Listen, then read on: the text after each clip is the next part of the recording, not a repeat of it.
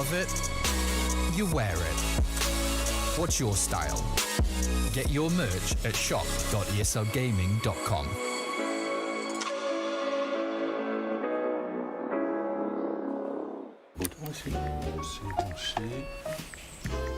Et voilà, Internet ultra rapide.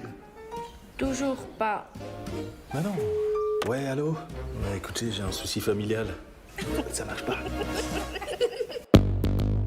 What's your style?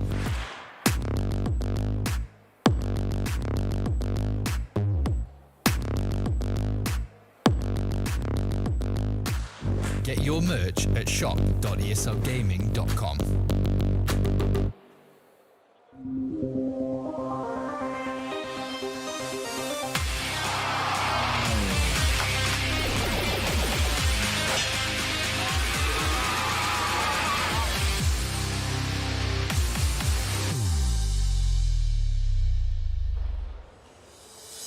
What's up Eurofest? What's up Bern? Was geht? Ich hoffe, ihr seid alle fit und freut euch auf das kommende Programm.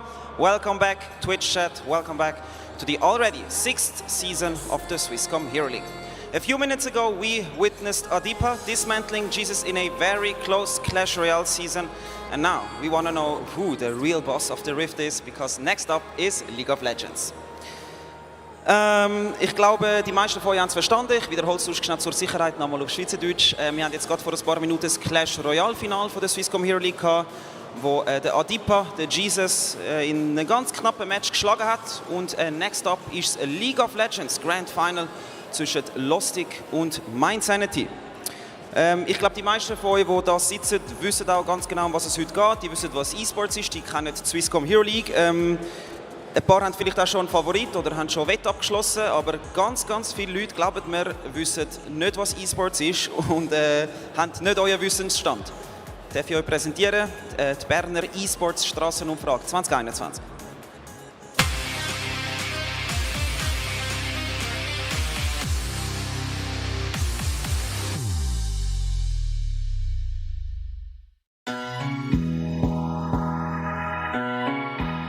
No.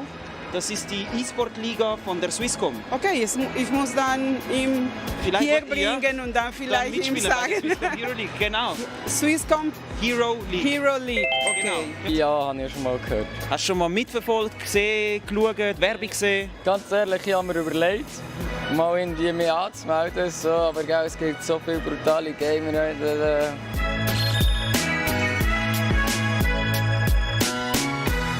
Wenn ich Ihnen jetzt sage, dass die zwei am nächsten Wochenende gegeneinander im Finale spielen, jetzt einfach mal so von der Fotos her, was denken Sie, wer gewinnt und wieso? Das kann ich anhand von einem Foto nicht sagen. Das wäre ein Bias. Also da wäre ich total... Nein, ich kann es nicht sagen. Also mein Unbewusstsein würde sagen, weil er sportlicher aussieht, aber das ist eigentlich voll gemein. Ja. Weil vielleicht ist er voll professionell und ist viel besser gewertet. Welcher von diesen zwei gewinnt nächstes Wochenende? Was denken Sie? Schnell gegangen, wieso? Er sieht fitter aus. Professioneller? Frecher. Frecher, er will es mehr. Ja, Radiomoderator oder so. Der junge Mann? Schüttler. Sportler? Und er arbeitet auf der Versicherung. Wenn ich Ihnen jetzt sage, er ist Sportler, glauben Sie mir das? Boah, vielleicht tut er Rollbrett fahren. Professionell. So ein Gamer. Ja, genau, Gamer. Ja. Genau. Von dem kennen Sie Gamer? Jemand, der Ja, ich kenne ein paar Gamer und das ist also nicht nur eine gute Geschichte. Da bin ich völlig mit Ihnen einverstanden. Nächtelang an diesem Kompi hocken und spielen und machen und gamen und dann sollten sie am Morgen in die Schule, dann wird es schwierig.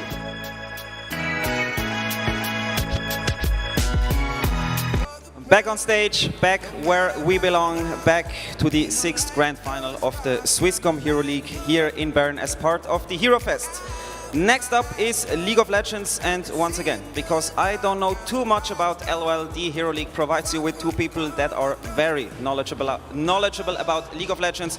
One of them always a pleasure to work with, and the other one I'm pretty hyped to see how he performs today. Please welcome with me on the caster's desk, Zafari and Rigoni. And welcome from the lovely caster desk here next to this beautiful stage and this huge crowd that we got going on here. Looking forward so much to the upcoming match here. I mean, We've had a bit of a peek into the Switzerland that's taking place upstairs, and it looked quite back and forth between those two teams.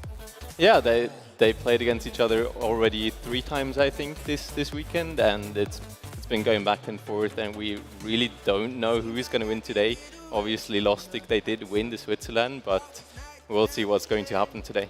Yeah, I'm personally super excited. Again, my name's Don Rigoni, and with me here, Safer, our also newcomer here behind the caster desk. How has it been so far being a part now of the Swisscom Hero League?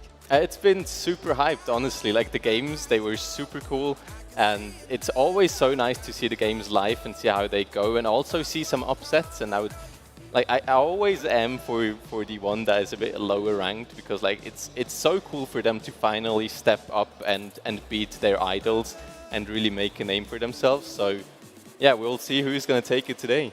Yeah, I'm personally looking so much forward to it, especially since we're just on the brink of heading into Worlds 2021 play-ins. And if you are like me, you've maybe stalked the pros already a little bit here and there, looked at what the spiciest picks are coming into this 11.19 patch. It looks really exciting. I mean, from Tryndamere mid, Talent jungle to Amumu and Echo in support, there's just a whole plethora of new spicy picks we got coming up for today, and I'm super much looking forward to it. I feel at this point it's bit of a meme, because I've been begging for a Mumu support I think ever since play day 1, and we never actually see it, so maybe today's the day. Yeah, honestly, since you've mentioned the Mumu support, like I really see it up and there, and in high elos now they're going videos on YouTube about how to play a Mumu support. So maybe this is the day. Patch 11.19, definitely a good patch for the Mumu in the support role. Maybe you said to Zero, I think it was, that he should play Timo mid. Do you think we'll see that pick today? I mean, I dared them to. For those of you who have not watched our last stream, which you always should actually, I basically said if anyone dares to pick up a Timo during finals, I will gladly offer them a round of beers. So I'll have to see whether they take me up on that offer and whether they can make it work, because they also need to win with it. So there's that. I just put it out there. I'm not quite sure. As a reminder, in the Swiss rounds at the Switzerland, Mind Sanity actually won over Lustig, but Lustig took it 2-0 in the finals. So I'm not quite sure how confident Lustig still is that this is the walk in the park that they might think it is, or whether Mind Sanity can really stick it to them here. Yeah, and I think like Lustig on paper, they look like the stronger team. They have the higher ranks. However, Mind Sanity, they were able to play against them 3 times in a row now. They got a lot of practice against them. Maybe they have figured out the way how Lustig wants to play, how they are comfortable playing with, and maybe they can throw them off guard and take some games for themselves. Yeah, and I'm super much looking forward to meeting our 2 teams and their respective players, and for that we're actually gonna throw it back over to Reto. Take it away. Eurofest, ready to make some noise? Please, make some noise for your 2 Season 6 finalists, Lustig and MYI.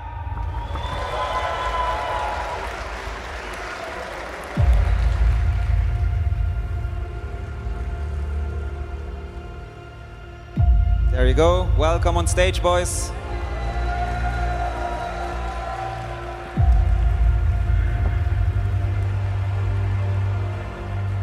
Welcome on stage.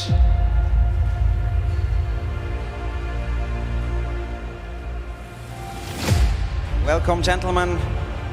Nice. I'm going to start with Silvan, if this is fine for you. We heard it here. You already played at the Switzerland against each other. That's roughly, I would say, not even 24 hours. Any particular learnings, any stuff you can tell us about which you're going to take over from the Switzerland here into the grand final, Silvan? I mean, Champ Select is going to change a bit, I think. Obviously, they won the last 2 games, so we need to change something up. And, well, I bet we better start biting instead of barking. Nice one. Happy to be in front of the fam again. I think for you also it has been quite a while playing in front of a crowd. Are you happy to be back on stage and in front of your family, your fans? Absolutely. It's a whole different experience, and I think it's almost been like 2 years. And I'm really glad to see all these people I know, new people. It's just amazing. Nice. I think Lustig going into this final is quite a favorite. I know you're a pretty calm and collected guy. Maybe some advice for players out there who face adversity. How do you deal with such a situation? I mean, if you're the underdog, what do you have to lose? You can only win. Very true. Wise words. Nice.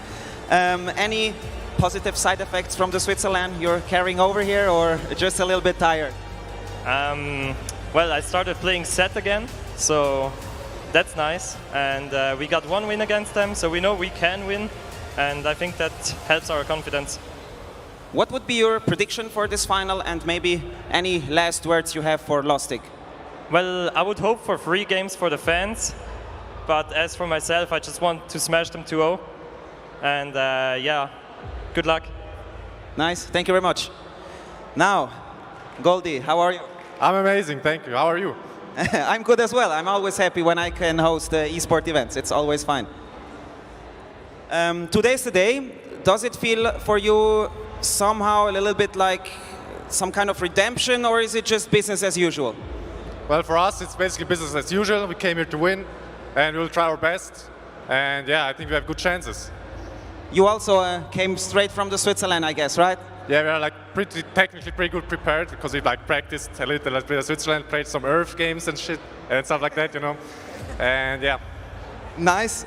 Are you happy to be able to perform in front of a crowd again? I think for you as well, you had 3 or 2 finals. Now, ghost finals, we call them, with no spectators. Are you happy to be here again? Yeah, it's like, I like it to be on stage. Like, there's a lot of people usually on stage. But like, yeah, it's just a nice experience. And yeah, if you do like good play, like people cheering, it's like just amazing. Who would be your season 6 MVP pick of the entire season, of all teams, if you had to choose?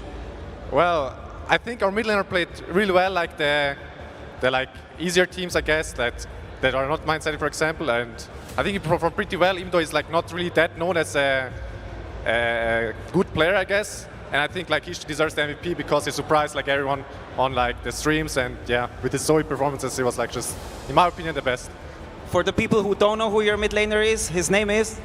He's Zero. You can follow him on ZeroLol, @ZeroLol, I think, on Twitter, and yeah. He has some fails already, it seems like. Your prediction for this final, excuse me, and maybe any last words for Mind Sanity? Well, 2-0 for us, and yeah, good luck next season, guys. Thank you very much. Ladies and gentlemen, your 2 finalist teams. I'm going to throw it over to our 2 casters for this League of Legends Grand Final, Don Rigoni and Zafari. Thank you very, very much. And we got a first sneak peek here into the captains here at the very least from those 2 teams. But I think we should actually quickly run down the entire roster here if we can. I think we got that. We got that coming up. Oh, there we go. There. Okay, that not quite. I mean, that would be fun. You know, just get some CS:GO pros to play League. I mean, that would be such a blast for us. I'm not sure about the audience, to be honest. I mean, it would be fun to watch and maybe see like like what are they doing? like where's my AK, man? I want to like flash him, and instead he just runs it down. No, but honestly, like we heard it from Siozer and Golden God already. Both of them are confident going into these matches. We even heard him that he picked up set again, which means a very, very big deal to at least some person in the audience. I'm not gonna call her out completely on that, but yeah, I think it will be an exciting finals here. Yeah, actually, we've seen into the minds of both captains here. Like, we see Lustig going up very confident. They say, okay, it's business as usual. Like, we're going to take that, and then we go home again, take the money with us.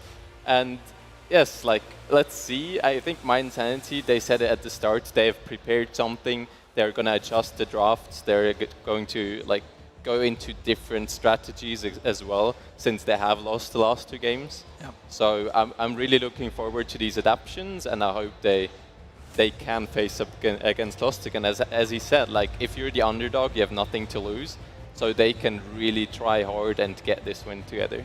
Yeah, and I mean, like, honestly, the meta's rarely ever been more diverse than currently, because it feels like being at such a tipping point. I mean, we saw like a classic pick come out for the side of My Insanity in their semi-finals a lot, which was the Twisted Fate, where Wango completely smashed the entirety of 2 games with it. But then also we currently see like very different picks come out. I mean, Irelia currently is such a big, such a contested pick that can both be flexed into the mid lane as well as the top lane. So quite incredible. Yeah, and also different kind of champions you can really pick up. And looking at the pros who are still currently like training and improving, and in Europe you can really see that a lot of it is like moving away from like the traditional picks where you have like your control mages or roam heavy mages in the mid lane, shift to a lot of AD champions in particular. Also in the jungle we basically see assassins exclusively. I think the strongest ones currently are Talent, Kiana and Echo to a certain degree, and even the Zed we see being run in the jungle. I'm quite curious whether we are going to actually see that at Worlds. We see some spicy combos down in the bottom lane, namely, yes, I'm going to say it again, Amumu plus the Misfortune, who just synergize super well together. But then again, you can still make these kind of traditional picks work out. You can really go for the Orianna. In the case of My Insanity with Wango, Silas is of course going to be a big question mark, whether they can get their hands on that one, which is super comfortable for him. We've seen Zero perform incredibly well on the Zoe actually. And yeah, and also on the Akali is one I was also wanting to mention. So it's really it's really out there, you know. We can't really say, okay, this is like a must pick or a must ban to a certain extent. Of course, always when you go up against Sioser, you might want to consider banning away the Rumble yeah. So and potentially also the Urgot. Yeah, I mean, like the current meta is, the pros are trying to figure it out. So it's not like an established meta where you know, okay, this champ is really one of the best champs in the mid lane, for example. Like you really don't know that yet, because even the pros, they're still figuring out which champion is the best. They're crunching down the numbers. Like, do you really still have the same numbers or the damage on these champions? As well as you mentioned, assassins in the jungle.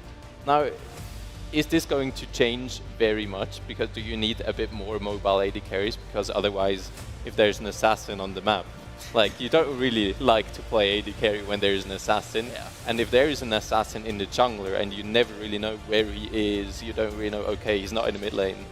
Well, like, you always have that threat onto you. So it's a bit like, I think My Insanity, they can maybe try to get some sneak peeks or like some sneak picks, so they can throw Lustig off guard, because Lustig, in my opinion, they can always go back to their champions they feel comfortable with. They can always go back to the champions they know they can beat the opponents. So if My Insanity can try to figure out, yes, maybe, but we can take this champ that is relatively okay or really good in this meta against this other champ. So maybe they can throw Lustig off guard with the current meta. Yeah, I fully agree with you. Besides the point that I'm actually questioning whether there ever was a point in the past like 3 seasons where it was actually enjoyable to play AD carry. But that's a whole different topic, and now we finally got the matchups here fixed. Let's have a look at the 2 teams coming into this final. All right, in the top lane, in My Insanity first, we see Sioser, actually the only player that has won Rocket League and League of Legends tournament at the same LAN. So I'm really hyped to see him playing, since I'm coming from Rocket League as well. Then in the jungle, we have Broken Barrel, very known for his Gragas and Kha'Zix. I'm curious if he gets to pick one of these in the matches today, or if they're permanently going to be banned away from him. But also has been shown great success on Lee Sin and Jarvan, for example. Yeah, and then we have Wango in the mid lane, ex-Postfinance Helix mid laner here, always such an explosive player. He's really the guy who goes for these solo outplays and really shines, gets his lead going early. And then to close it out, we have Madi and Seku there to import her down in the bottom lane. Who actually they've been doing quite consistently over the course of their journey into these finals here. Yeah, they used to be playing quite safe, I would say. You didn't really see them really popping off and taking over a full game, but you also didn't see them falling behind and making it really awkward for their team. So they play on a really consistent base. They played it very good so far, so we'll see if they have a pop-off performance in the finals, or if they'll just try to keep on with the same strategy of play safe, try to farm up high, and then we fight on the big team fights that we want to get into. And to have a look here at their opposition as well, it's going to be Lostic here, the most ferocious Panda Bears that we currently have on the Rift, which are going to be running. Then Voxne up in the top lane, an AD carried by Trade actually, but has been doing rather well up in the top lane. And then we have Robin, the fourth in the jungle, who I'm pretty sure is called Robin. Yeah, he is called Robin. And yeah, probably, yeah. Plays a lot of Jarvan, so there you go for the name. And then we have the aforementioned Zero in the mid lane, who's had a fantastic season so far. Really super consistent pop-off performance in all of their games that we've seen them on stream. Yeah, in the bot lane we see Golden God and Lucky. Lucky obviously coming from the EU Masters, so a really big name here, is taking over the support role together with Golden God, the well-known AD carry in Switzerland, also creating this very explosive duo, I would say. So Lucky and I think Golden God as well, they really like to play aggressive, try to get ahead in lane already to then snowball over the whole map. So we will see if this bot lane gets ahead again, if they can try to snowball, or if they also just try to stay consistent, try stay in the game, and then be these AD carries in the fights. Honestly, I think it's Golden God has been part of every single League of Legends season here in the Swisscom Hero League. I think if they were to win it today, it would be the first time I think he would win as a as an AD carry. Oh, because really? the previous time they won, he was in the mid lane, so he's also quite talented when it comes to those mid lane champions. Let's take a quick segue here also to the MVP. We also had an MVP voting in League of Legends, of course, and now the time has come to crown said player. We already heard his name being dropped here and there here today. He really shined with fantastic performances on a wide variety of champions. He also played fantastically at last week's Red Bull Solo Queue competition, and he will be your Season 6 League of Legends MVP.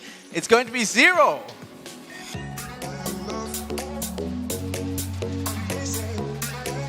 And there we can see quite impressive KDA here. I think that was back on his Zoe, if I'm not mistaken. I mean, we've seen him melt health bars left, right, and center. Also had a fantastic Akali game, nearly getting like a quadra kill by minute 8, and then like was completely okay.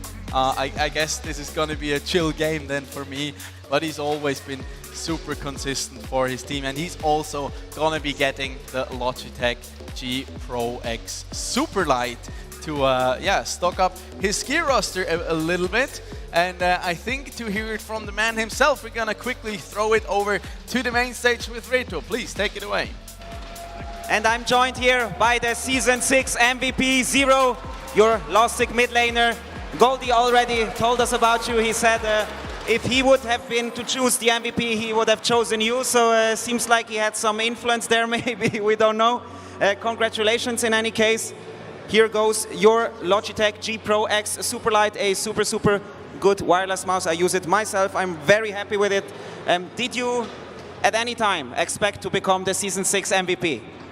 Well, I don't know, I didn't expect to become it, but I got teased like on the LAN. There was a caster coming to me and said, well, my headset isn't working. Wait, what does Season MVP get again? And I was like, wait, so does that mean that I'm MVP? Like, I don't know. So I didn't know yet, but yes, I'm very happy to be it.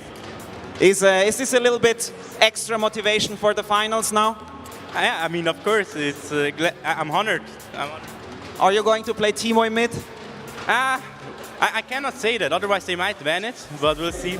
I don't think so, though. Okay, thank you. Any advice you could give to an up-and-coming young League of Legends player who says to himself, I would like to become MVP one day as well? Well, what's the secret? Like, there is no secret, but what is your system, your mechanics, so to speak?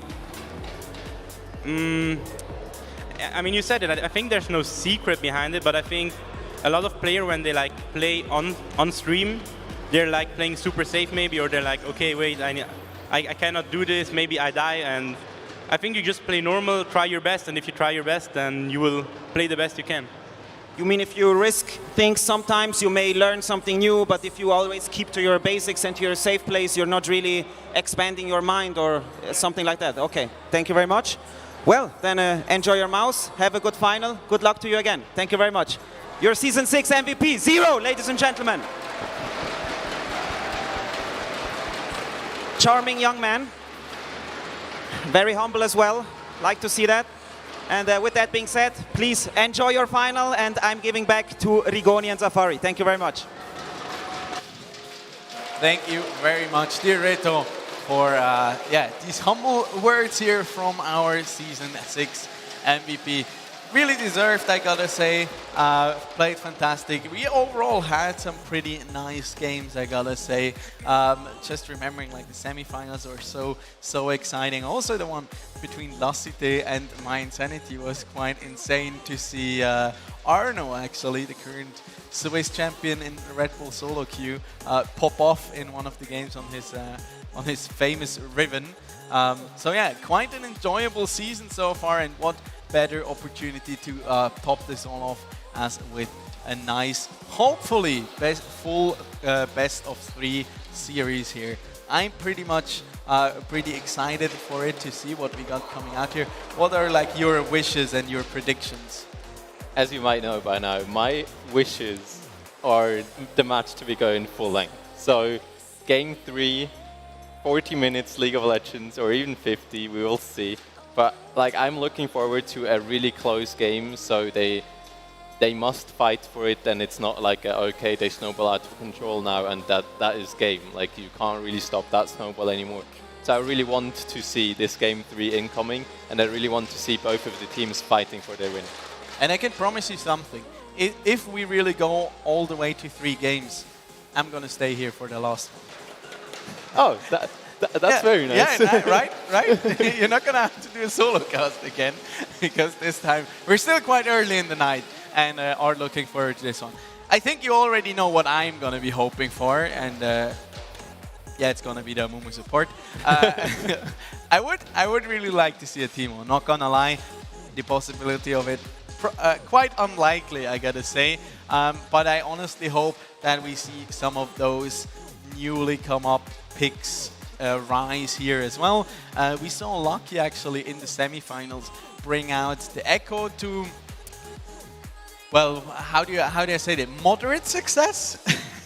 He made it work in some way. Yeah. Eventually it did work out. Let's put it like that, I guess. But it's just nice to see what they got coming out here. Also, like with Golden Gold on the roster, you of course always have the option of, for example, flexing one of these mage picks, for example the Syndra, down to the bottom lane, which then opens you up for a different damage profile. So you could go for like one of these AD threats coming out in the mid lane or the jungle even, looking at something like the Kiana or the Talon, for example, where you then really have the option. Because as much as kind of currently mages seem to fall a bit out of favor, it's still worth mentioning that it's always a good idea to get them to like diversify your damage profile, because if you're all AD, you just make yourself really counterable, especially at that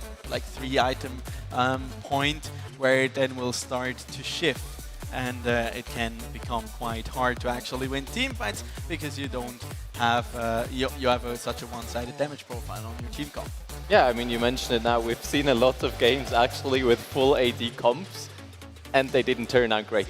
So I would say yes, AP damage definitely something you need on your team and rounds out the composition quite well, not usually as well, because mages, they usually also have some kind of crowd control, they are able to stun or like keep the distance as well, stay in the back line. So I think that's a very good addition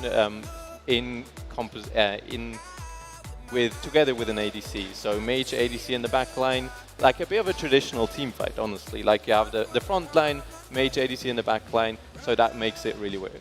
Yeah. Rounds out really well. And when talking about these kind of more diversified drafts, I personally got to say, like, I think the edge there is in favor of My Insanity, because they have Sioser, who is not just a fantastic Rumble player, but also overall a very versatile and adaptable player who can, like, really, yeah, he's been in the scene ever since, like, I don't know, best of like 7 or 8 years or something.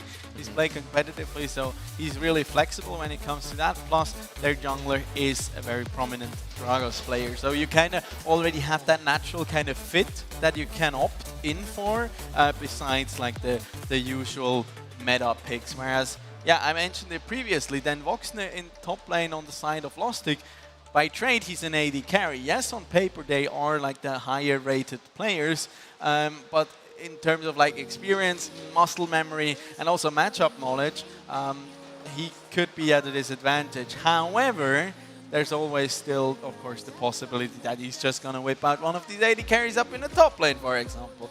I mean, we saw Wayne being picked in the mid lane once to not that great success this season, but it's always a possibility. Lucian, while being kind of nerfed with the nerf to his base AD and like the addition of a passive when there's a teammate nearby, not as great anymore in the solo lane, but if you get an advantageous matchup, you can still get a lead going and fully out your opponent. Another thing I've actually seen lately is the Akshan top. Yeah. Like, Akshan being a very interesting champ can either snowball fully out of control or can give you literally no value in the team fights.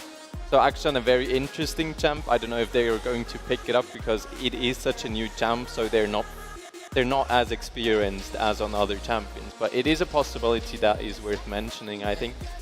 And also, as you mentioned before, the Lucian, now with his latest buffs, he is very well in the bot lane together with Nami. So yeah. Lucian, Nami, a bot lane that is very prioritized at the moment in high elo. So I'm curious if they're going to pull out something like this as well in the bot lane. Yeah. So am I. Just to maybe summarize this, what is going to be your prediction for this final matchup here? If I would say, I believe in My Insanity in some way. I believe in them, but I also know Lostic is really strong. But I would go with 2-1 for My Insanity. All right. I'm going to do the opposite and be like, okay, I'm going to predict 2-1 for Lostic. So we have like both sides. Yeah, that's good. So I mean, yeah. I hope I'm going to win, but we got to get a bit of spice going here, and it's fantastic, of course, to have such a big crowd here cheering on our players as we're soon hopefully going to head into the draft here for game number 1. I'm personally quite curious what we're going to be seeing come out here to start out the night. Not the afternoon. It's still, yeah, it's so like unusual for us to be casting in the afternoon rather than at 8 p.m. always, you know. Well, actually, maybe we can do something with the crowd. Like, since we have a crowd here, and we did. It's very good to do stuff with the crowd. They don't do it. I mean, we can try it. We can try it. I know some of the faces in the crowd, so I hope we'll get their support. But if we go by predictions. Scream as loud as you can, or just clap your hands, or whatever you can. Is it going to be My Insanity or Lostic? First, we're going for My Insanity. Who is in here for My Insanity? Clap your hands. All right. Okay, that's that's convincing. Now let's take on the other hand. Who's going to be for Lostic today? That's hard to tell.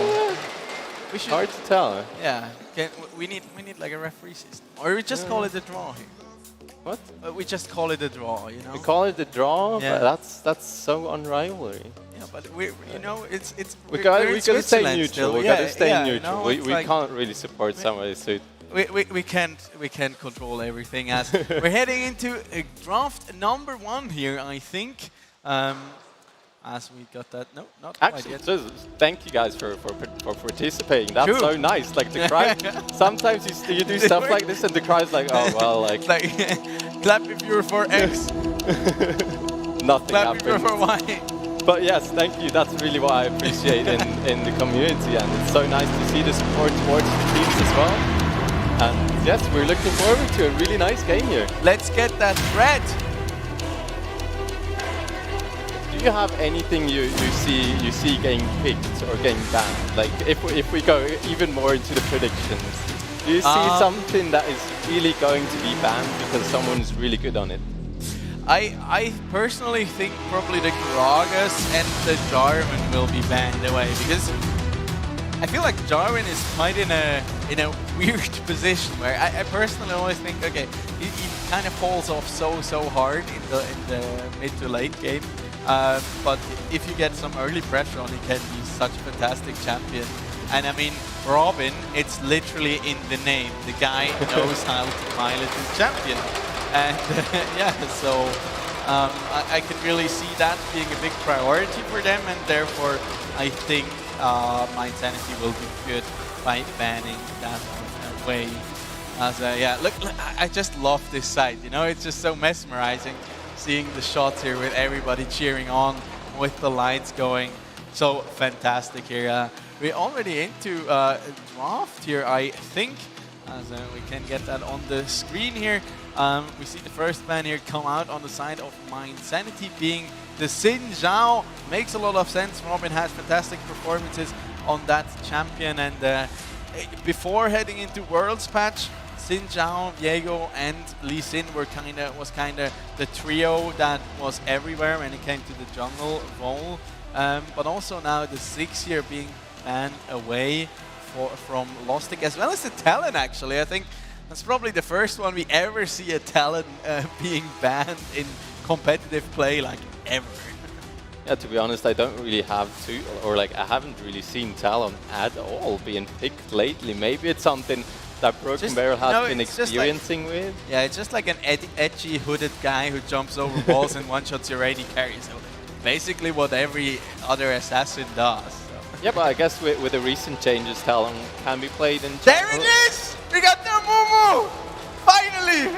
It took an entire season! Is it going to be played support? This is now the question. Is it going to head into the support I'm gonna cry if it isn't. I'm gonna cry if it isn't. Yeah, one more pick we didn't even mention yet. Yumi has been coming back into the meta a bit with the buffs to her passive. And yeah, I still have some flashbacks to some different days where we saw like a spinning Demacian mounted by a little cute cat who turned out to not to be so cute and rather ferocious, as that's going to be the Echo here locked in on the side of Insanity, and the Irelia here as well. So quite a few of those picks we mentioned beforehand. Echo could of course also go into the support, so we got the full-on Flexity flex picks here. So Irelia could go both into the mid lane as well as the top lane here.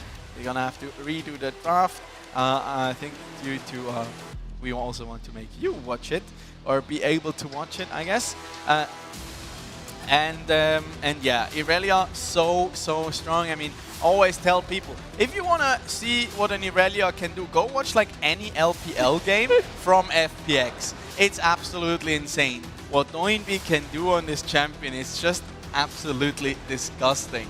I think you mentioned that around 5 times in the streams that I work with you. I'm like, such a fan. Go to DMB. He's an insane Irelia. But yes, I agree with you. Yeah. Like, it's just the fact that a champion can build like full bruiser slash tank and just 4v1 your entire team is just mind-boggling to me still. But still, in a weird way, beautiful. You know, it's like a car accident. You can't look away from it. Yeah, I mean, like of course it's somehow a difficult champ because you need to know like when to use your Q, because you only get the resets if you hit the right targets. So if you hit the wrong target by accident, then you maybe not able to escape the fight anymore. So sometimes it's also a bit of, like, you also need quite some skill to make it work. But also Aurelia, like a champion that is really, really strong in the current meta, and I'm curious where it's actually going to go, because it can be played in the mid lane, but also be played in the top lane. So we'll see where this is going to be heading. But on the other side, a Yumi's always quite awkward to play against, because even if you stomp her in lane, but there is a fed jungler or a fed mid laner, Yumi just jumps on top of the fed mid laner, and then it becomes even harder to take this guy down. Yeah. So Yumi can be really, really good if someone gets snowballing, and we've seen Zero snowballing in many series so far. True that. So And he can play a Vladimir, and Vladimir Yumi was also quite, an infamous combination back when Yumi was still in the meta. So maybe we see some of that come up, but it really enables the Ezreal. It makes him even stronger, makes him even slipperier, and could mean great success here for the side of Lostic. But I mean, she has one counter, one absolute counter. And that is? Victor. Victor? Yeah. He has a laser pointer. See? That's a good one. But we see the drafts now, so it's again the same. The Lucians in Zhaoban for the side of Mind Sanity, and on the other side, the Six and Talon ban for Lostic. Also, Jarvan being banned out for the side of Mind Sanity, targeting Robin here, since he has even the 4 in his name, so definitely being one of his main. Also, the Lee Sin being banned. So here the Amumu pick that Rigoni was so happy about. And we'll see if this is going to be heading into the bot lane. Just such a cute little sad mommy. Yeah, but also, actually, I think Amumu into Ezreal Yumi has not that much value, because Ezreal on one side is so flippery, so you can't really catch him. And Amumu still relies fully on his Q to get onto you, and otherwise you really have a tough lane.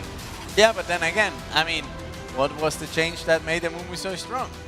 He now has 2 bandage tosses. Yeah, true. But if you miss both of your bandages, then you don't deserve to kill your enemy, I'd argue. You don't really have nothing to work with anymore. And then it's like, well, I'm just a sad little Amumu in the bot lane that is waiting to get the Q recharges. He's supposed to be sad, you know? Yeah, true. Yeah, it just fits the story right there. And we see the Akali here being picked up for Lostic. I expect that to go into the hands of Zero here, actually, as they do ban away the Jhin, one of the signature picks for Mahdi. That I don't think we even saw that come out, because it was always either banned away or didn't quite fit the comp here. I could really see them with going for some... They could even make a Caitlyn work, I think, here, which is not too popular, but could maybe whip that one on. Or the Tristana would be really, really good down in the bottom lane. Or, of course, Misfortune. Together with the Amumu, pair super well. Question is, does Lostic have taps on that potential picker and will ban it away? We're about to see it here. It's going to be the Kaiser being taken away. But I like that you mentioned the Tristana, because the thing is, if you're playing into an Ezreal Yumi, you don't really have the threat of someone that also can kill you. So it's only the Ezreal that really does a lot of damage. There's a Yumi on top, yes, he has a lot of healing. But the Tristana is... Please!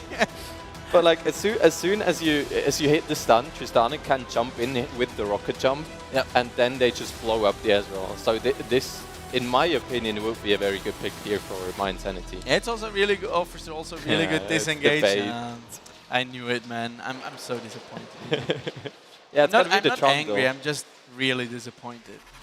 To be fair, Teemo in this comp doesn't really make a lot of sense yet, because when does Teemo like so ever far, make sense? Yeah, true. I mean, in some ways you could play him even as an AP carry. Well, you know, I was also a part of the Switch launch this year, and I played some Earth, and my favorite strategy, I'm sorry to everybody, is inting Sion mid lane. That actually gets countered so damn hard by a Teemo, because he blinds you like every 2 seconds. Yep. Actually had to rush like a QSS just to be able to keep inting. Very nice, very nice. We love to hear that. But whoa, we see a Seraphine getting picked up. This is quite interesting. We haven't seen so many Seraphines so far. Yep. So Seraphine, and very... the insta-lock on Mill as well. What?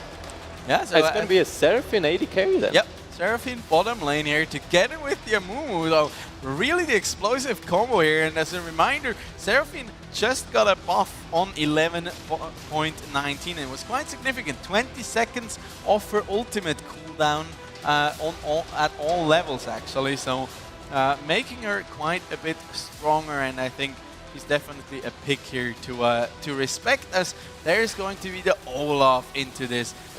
Just makes so much sense here, I think, into this comp, because if my Insanity has enough of something, it's definitely, well, not AP damage, yes, and also, but also CC. Yeah, I mean they have CC on literally every jump in their composition. Yep. Like really everybody is going to CC you as soon as you want to run in. So this Olaf pick does make a lot of sense here, because he can just press R and keep going. Yeah, I also really like the Trundle here being picked up. They kept that open here as a flex, I think, to potentially send it into the jungle. But up in the top lane, it's actually, I really like this one, because early on the Trundle can really bully out these kind of late game bruisers. Irelia, for example, but also the Camille in this case. You can just zone her away from the wave, make sure he gets a lead, wait for his jungler potentially, and set up a slow push and eventually a dive, because the others are also not running the flash here, but instead going for the strategy that we see come up more and more from the LPL, I think, originally, and where you just run the teleport plus ignite. Yeah, I mean, definitely can be a strong combination of these two summoner spells, because with the ignite, you just have so much more kill pressure onto your opposing laner. So it gets him a bit more threat in the laning phase. So we will see how that's going to work out. Obviously, you also don't have a flash, so that's a bit of less security. But then you still have the hook shot to jump out. But here we're heading onto the rift, so we see some quite nice cinematics going. Yeah, and it's just so beautiful here, having our crowd cheer on the players, cheer on the teams here as we head into map number 1 here for the grand finals in the Swisscom Hero League here in League of Legends. There's Willy. Willy can never be forgotten. We love you, Willy. And here we go, straight into the game. Yeah, we are ready here. My eyes are definitely going to be put onto Robin here for the early game, as he's really the guy who kind of bends or breaks this whole game, I feel, because there's so much. I mean, if he doesn't get ahead here by whatever means necessary, it will be quite tough, because also with that much CC and technically Lucky can never leave his carry that he's currently sitting on, whether it's Zero on the Akali or the Ezreal here. Because if you ever hop off with that much CC, it's just going to be the good old 2-for-1 for the side of my Insanity here. Dango already going in, has fully stacked passive, so he does a lot of damage. But on the other hand, Zero does quite a lot of damage himself. So yes, he is going to respect that. I'm curious how this lane is going to go in the bot lane here with the Seraphine. I haven't seen so many Seraphines bot lately, so I'm curious how this one's going to work.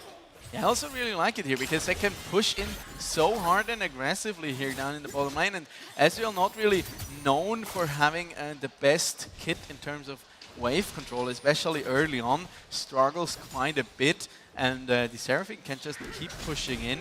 Together with the Mumu, they can always threaten a dive, potentially together with their jungler, and really look to get themselves an advantage here. As secondary dodges out of the way from that Mystic shot. And if they can get themselves some platings, they're going to be looking stellar. Yeah, it's also important to see here both junglers are pathing in the opposite way. So Lostic is going to take probably the top scuttle grab, because then Voxna has such priority in the top lane. Obviously Camille early on does not really too much in the lane, so she is going to get pushed in. On the other hand, you have Seraphine and Amumu that probably should get the push against the Ezreal, since he does not have an insane amount of wave clear with his early Qs. Yeah, then Voxner here not zoning away Siosa from the wave, but taking the time and the advantage that he has in these early levels to get off a cheater recall here, get a long sword and head back into lane here. Seko is looking towards the mid lane here, an early roam by the Amumu. I think Zero should be aware of this because he's hovering top does side. not connect there though. So Vango just keeps on pushing in his wave. As Seko does back away here, and Robin is now lurking up in the top lane. That Will is currently pushing back here against Den Voxner. Probably look to bait in. If he can get out the hookshot wall dive here from Sioser, that will definitely be the go sign here for Robin. But he does currently respect it there. He goes with the undertow, and the pillar there is not able to stop her.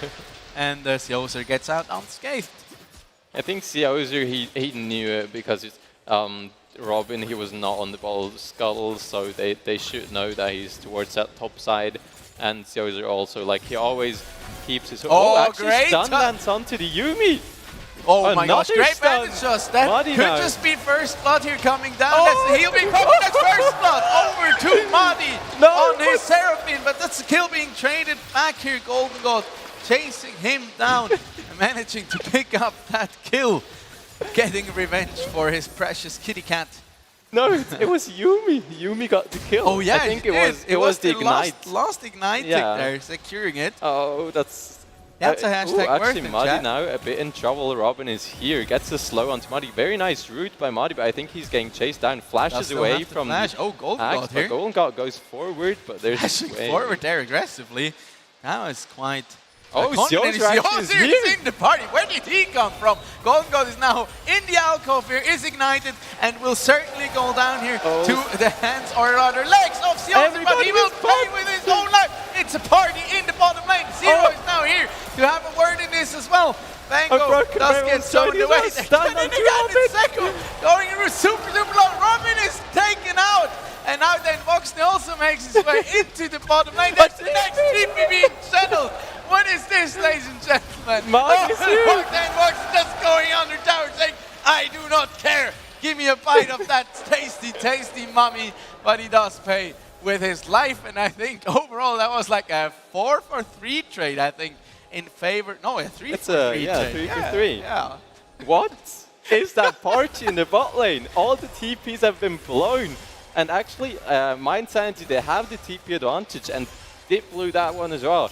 It was a really early used TP from Sioser to get into the bot lane to punish Golden God for flashing aggressively there. So with no flash and no E cooldown up, Sioser just gets him down, but then gets punished as well because everybody from Nostic shows up as well. It's just a huge party in the bot lane. It's like there are 5 teleports on this map, and all of them were just invested down in the bottom lane for this small little exchange here. And actually, the gold still remains pretty much dead, even slightly favoring Mind Sanity currently, which I think they are quite happy with, because we haven't even mentioned it. When it comes to late game scaling here, I gotta really give it to Mind Sanity. Oh, it looks like they're going for a dive there, but let's take a look at the replay. Robin has to flash away from the hookshot dive. Oh, actually we're going back to the dive.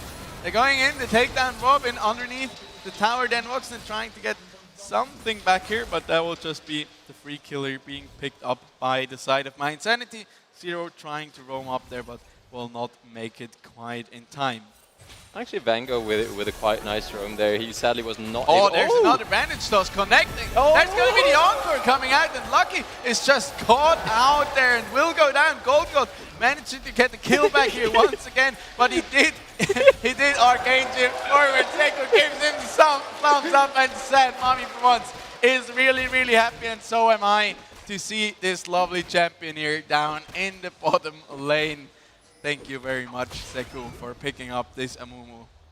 Like, so far, such a bloody game. Like, it's already been 12 kills, 8 minutes in. Feels like an LPL game, honestly. Yeah, here we see a little replay of the quite nice tower dive here.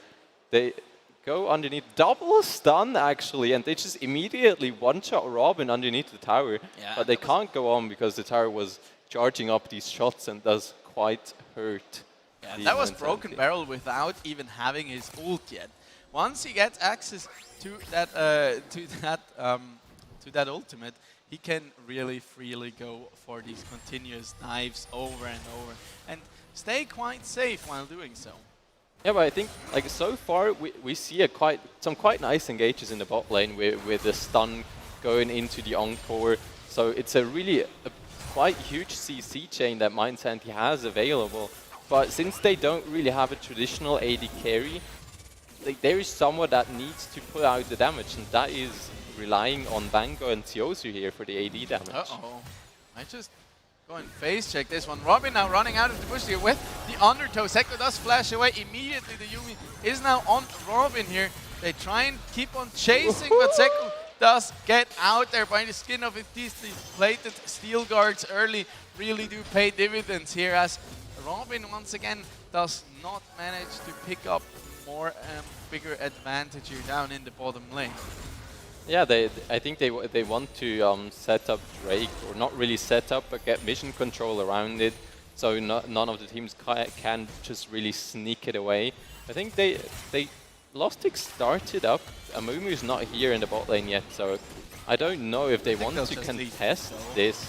But the Encore is up soon, and Seko does have his ultimate as well. Broken Barrel and Vango are coming in, but Zero is here as well. So it would be a 4v4 in some second as soon as Seko arrives. For it, but I don't think they can contest it. First Mountain Dragon here will be picked up by the side of Lostic, as it's going to be an exciting one. It's either going to be an Ocean Soul or the Infernal Soul. Both of those I expect to be heavily contested here.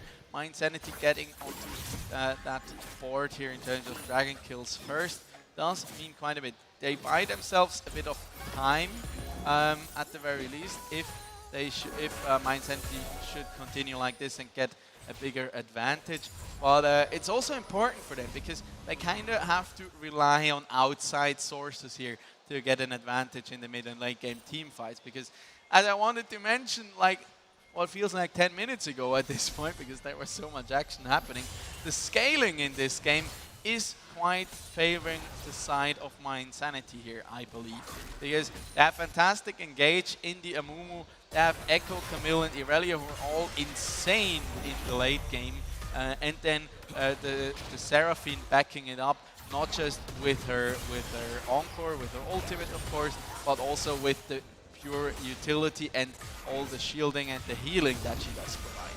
Yeah, and I mean, if you look at a composition of Mindsanity, wait, they're actually like they just do the Herald. Then Voxley is going to check, get stunned up. Oh, he does get ultimate put as into well. the Hextech ultimatum there. Oh, Rockmer wants to get Seko over lands the the wall. stun. Then Voxner does manage to stay alive, is ignited, and then the Amumu goes in. Then Robin though running everybody down. He goes into the stopwatch here that will throw Lucky off there. Then Voxner somehow is still alive. Bango's in the middle of all things, does get taken out here. Seko dropping quite low, and Golden God is there to help his team out. And Broken Barrel also falls here. That's a triple kill over to our MVP of Season 6 here in Zero on his Akali once again. And now he's really off to a fantastic start into this game.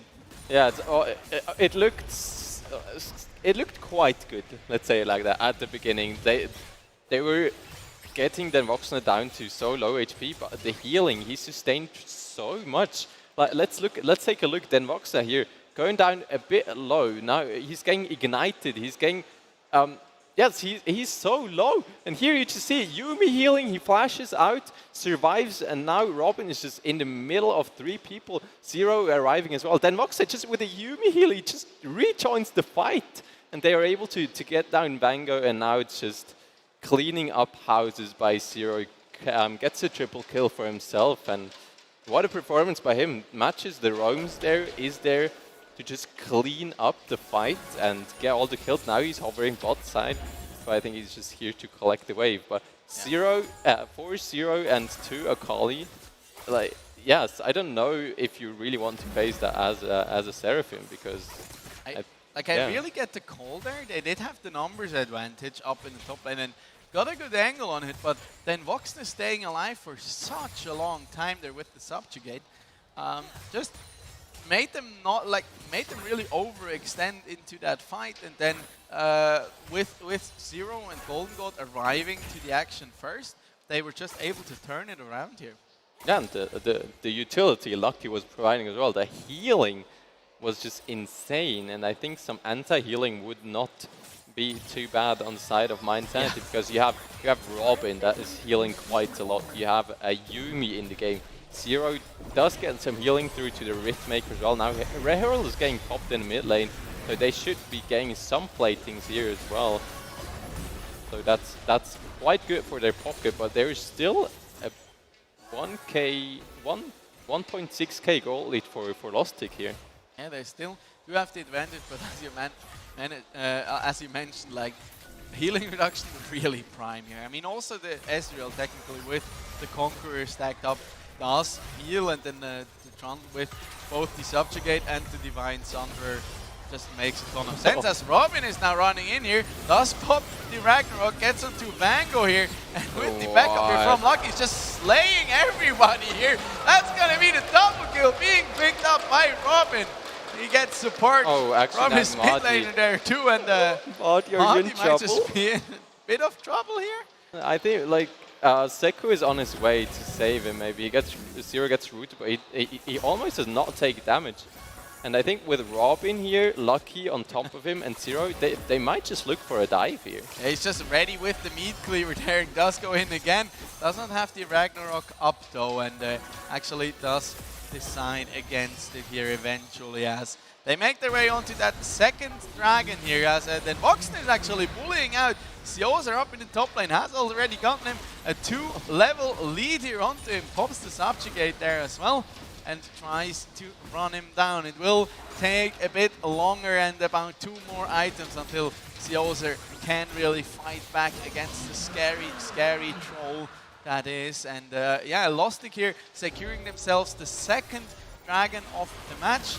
That will be Sekudo going in there, pops the curse of the sad Mamita, and Voxner is now caught out, and Vango will happily claim his second kill here of the game.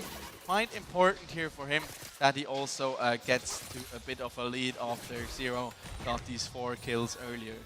Yeah, that's really important for him. Here we see again the Robin. Just like surprise! Yeah, he's against code. 2 people, but with the Yumi on top, like he just gets a lot of healing, and he does so much damage as well. He barely loses any health. I think he lost like 300 health there overall. Yeah, that's Olaf for you. Oh, but we see some anti-healing already coming through onto the Seraphine, so they did not forget about that, which is quite good. Yeah, for sure. Elias battle song there, I quite like, honestly, on Lucky, because like one way to beat such a massive kind of team fight comp that Mind Sanity has is exactly like Robin showed us there. Run at them fast, and make quick work of them, and then use that advantage to go for objectives, to get yourself an advantage elsewhere, and we see that pay dividends. I mean, they're up now about 2,500 gold here, or closely to that. As we head into this mid-game. Okay, he gets slowed, so I don't think he's gonna chase that further. But he just wants to invade here. Like he is so huge. He's 4-2-4 on this Olaf, so he thinks everything belongs to him now. And actually then Voxner here in trouble a bit. Vango and Siozer are fighting at him. Now Robin is arriving together with the Yumi on top. Vango gets some healing done, but he's just getting taken out by then Voxner here. Now it's a 4v3 for my... Oh, now actually there's a Yumi, so it's a 4v4. I always forget about this Yumi, man. So she's there, but is she really? You know, it's like, is he still at the keyboard or is he not? I mean, like at the moment, I think it's a bit of the difficulty that Mind Sanity, they don't have the damage yet. Yep. Like, especially against the likes of Robin, and also against then Voxner that are building HP, building a bit tanky. Like, you don't really have a traditional AD carry, so Madi is trying to get some damage done. Oh, and everyone else, Zero just dashes over the wall here, so he should be fine. But with Robin in the area, they're maybe going in. But I think, like, so far they don't have to overcommit here, and I think it's good shot calling by them also to not overforce things, because that's also a way to throw away your lead and just give it back to your opponent. I want to give big props here, actually, to Broken Barrel. and my Insanity as a whole here, because even though Robin has pretty much constantly been carrying around the Yumi here, and probably spent more time inside my Insanity's jungle than his own, he's actually down currently in CS. Broken Barrel has built himself quite a nice lead so far and kept up in terms of also levels, which is quite significant here, because one big reliance here when it comes to success for my Insanity will of course be that Echo. Once if you enable the Echo to get to like 2 or 3 or even 4 items, he will have so much one-shot potential here, and always that safety of his ultimate. Yeah, and I think it's always like the problem for my Insanity at the moment is they just didn't scale enough yet. Yeah. Towards the end game, or towards the later game, they will have a lot of CC available, which they already have now. But the problem now is they're not able to finish the job as fast as they should. So Robin and then Voxna, they always survive with a slight bit of HP to their name, and that at the moment is a bit of the problem. They need to get the damage, and as long as they're scaling, as long as they're making sure they get their farm and they get the gold they need to scale, then I think they are able to make a comeback here. And yeah, while Seraphine has fallen out of the meta quite a bit, she might just come back during Worlds. We see one point here that makes her so good in the bottom lane, even outside of her fantastic wave clear in the early game. It's that her build is really, really cheap. She does have the Moonstone Renewer plus the Chemtech Purifier already completed, in addition to a tier and her tier 2 boots. So really good to get these kind of power spikes early, and then with the Seraph's Embrace and also potentially a Rabadon's Death Cap, she also like transitions into the late game rather well and still offers a lot of damage while keeping her team so safe. And I mean, once we get to that point, and she can keep the Irelia and the Camille alive, but there Robin does go in, Rango dashes to the backline, does get taken out quite immediately, and Zero is now heading on to Mud here. That's double kill going over to Golden God here. Yoser is also in the middle of everybody and does get mauled down here. That's gonna be 3 kills over to Golden God. And Zero, he still wants more, goes into the stopwatch here. They do take down the Dragon. Zero might just pay with his life here, but does get out there. The Yumi does save it, but he ticks down there to the burn coming out from the red smite, I think, plus the red buff there. Wow, I think like as we mentioned before, the thing is that they have so much HP that you have to work through. And since Seraphine is building that supportive build, she does not deal that much AP damage. So it all relies on Broken Barrel, on Siozer and on Vango to dish out this damage. But here we actually see, I think Seku Qs backwards to get onto Zero. So at this point, Lostic just go in because they know Seko is not here to Q onto us, and he's not able to really use his ultimate into this fight at all. So he's just getting killed immediately, even though he buys some time. And now Siozu, like, he's fighting 1v4s, and he can't take down a single member of them because they're all just jumping in onto them. And it was a really nice engage by Lostic, just pulling the trigger as soon as Seku was going towards the Sakali. Yeah, that really was a bit of a mistake there, I feel, from the side of my Insanity. There, the Ragnarok is popped again. And I think that's one very, very dead Irelia there. Lucky claiming that kill there for himself. Just a 3v1 here, punishing Vango being completely overextended in that side lane, and he dies for his 5th death this game. Yeah, I mean, like, he landed the flawless threat, he would have. But if there is a Ragnarok in the game, then there is a Yumi with the Shirelias on top. Yeah, you just get run down. Now they pop the Herald as well in the top lane, so they probably are looking to get this outer tower here, but my Insanity is matching numbers here. They're coming towards this top side as well with Madi. And the thing with Seraphine is, if you have one really, really good ult that goes through like 3 opponents, they're CC'd for quite a long time. Then you see Seko following up together with his ult. It's a quite long CC chain they could establish. Now actually Siozu going in, Vango is here as well. So maybe they can take down Den Voxna here. Den Voxna has a healing though. The TP's by getting challenged as well. Vango Smash going away. back in. Then Noxa is still alive Here somehow. is Zero. Now Zero is here. Vango Channels wants to go in, but another then TP. Moxley once again surviving by the skin of his teeth there. Madi wants to come in and help out, invest the TP here even, but they do not manage to get one back here. And once again, Vango does fall here. Not even the Blade of the Ruin King can turn that here for him. I'm honestly not 100% sure here on the build path for the Irelia here, opting away from like the full-on bruiser slash tanky build, going where you go for the Sterox Gauge second, which in my opinion would make a lot of sense here, especially together with that Seraphine, because if you have that Seraphine, your only objective should be stay alive, because in terms of effective HP, you're always gonna have the edge here. You not only have a ton of healing reduction already for the enemy team, but you also have the Moonstone Renewer come in. You got the Gore Drinker on yourself that also scales off of your own HP. So there's just a lot of value in that sustain item, but he really seems to want to keep going for that side lane prowess. Yeah, and I think before, as we have seen Siozer and Vango trying to fight the Moxna there, even though they had the man advantage, they didn't have the anti-heal to work with. They just haven't built it yet. And then Voxna, he has so much heal and sustain in his kit as well, and he is up in gold. Like, he is the richest man on the Rift. He has 10.6k he just gold. Formed up a storm, man. I haven't even realized how. And he's leading in farm as well. Yeah. This guy has been, he had a lot of prio top lane as well, and he has been farming really well. He has been playing the fights quite well. He was able to, oh, actually Golden God tried to arcane shift forward here, which looked a bit risky, but he has his teammates around him to work with. Voxna is also level 15 here, so by far the highest level currently in the game. Has also provided so much utility and tankiness for his team. And also, like with the Subjugate, he can get so incredibly tanky as now Lostic here once again is looking for a potential pick, as Broken Barrel does throw out the Q there just for a bit of chunkage.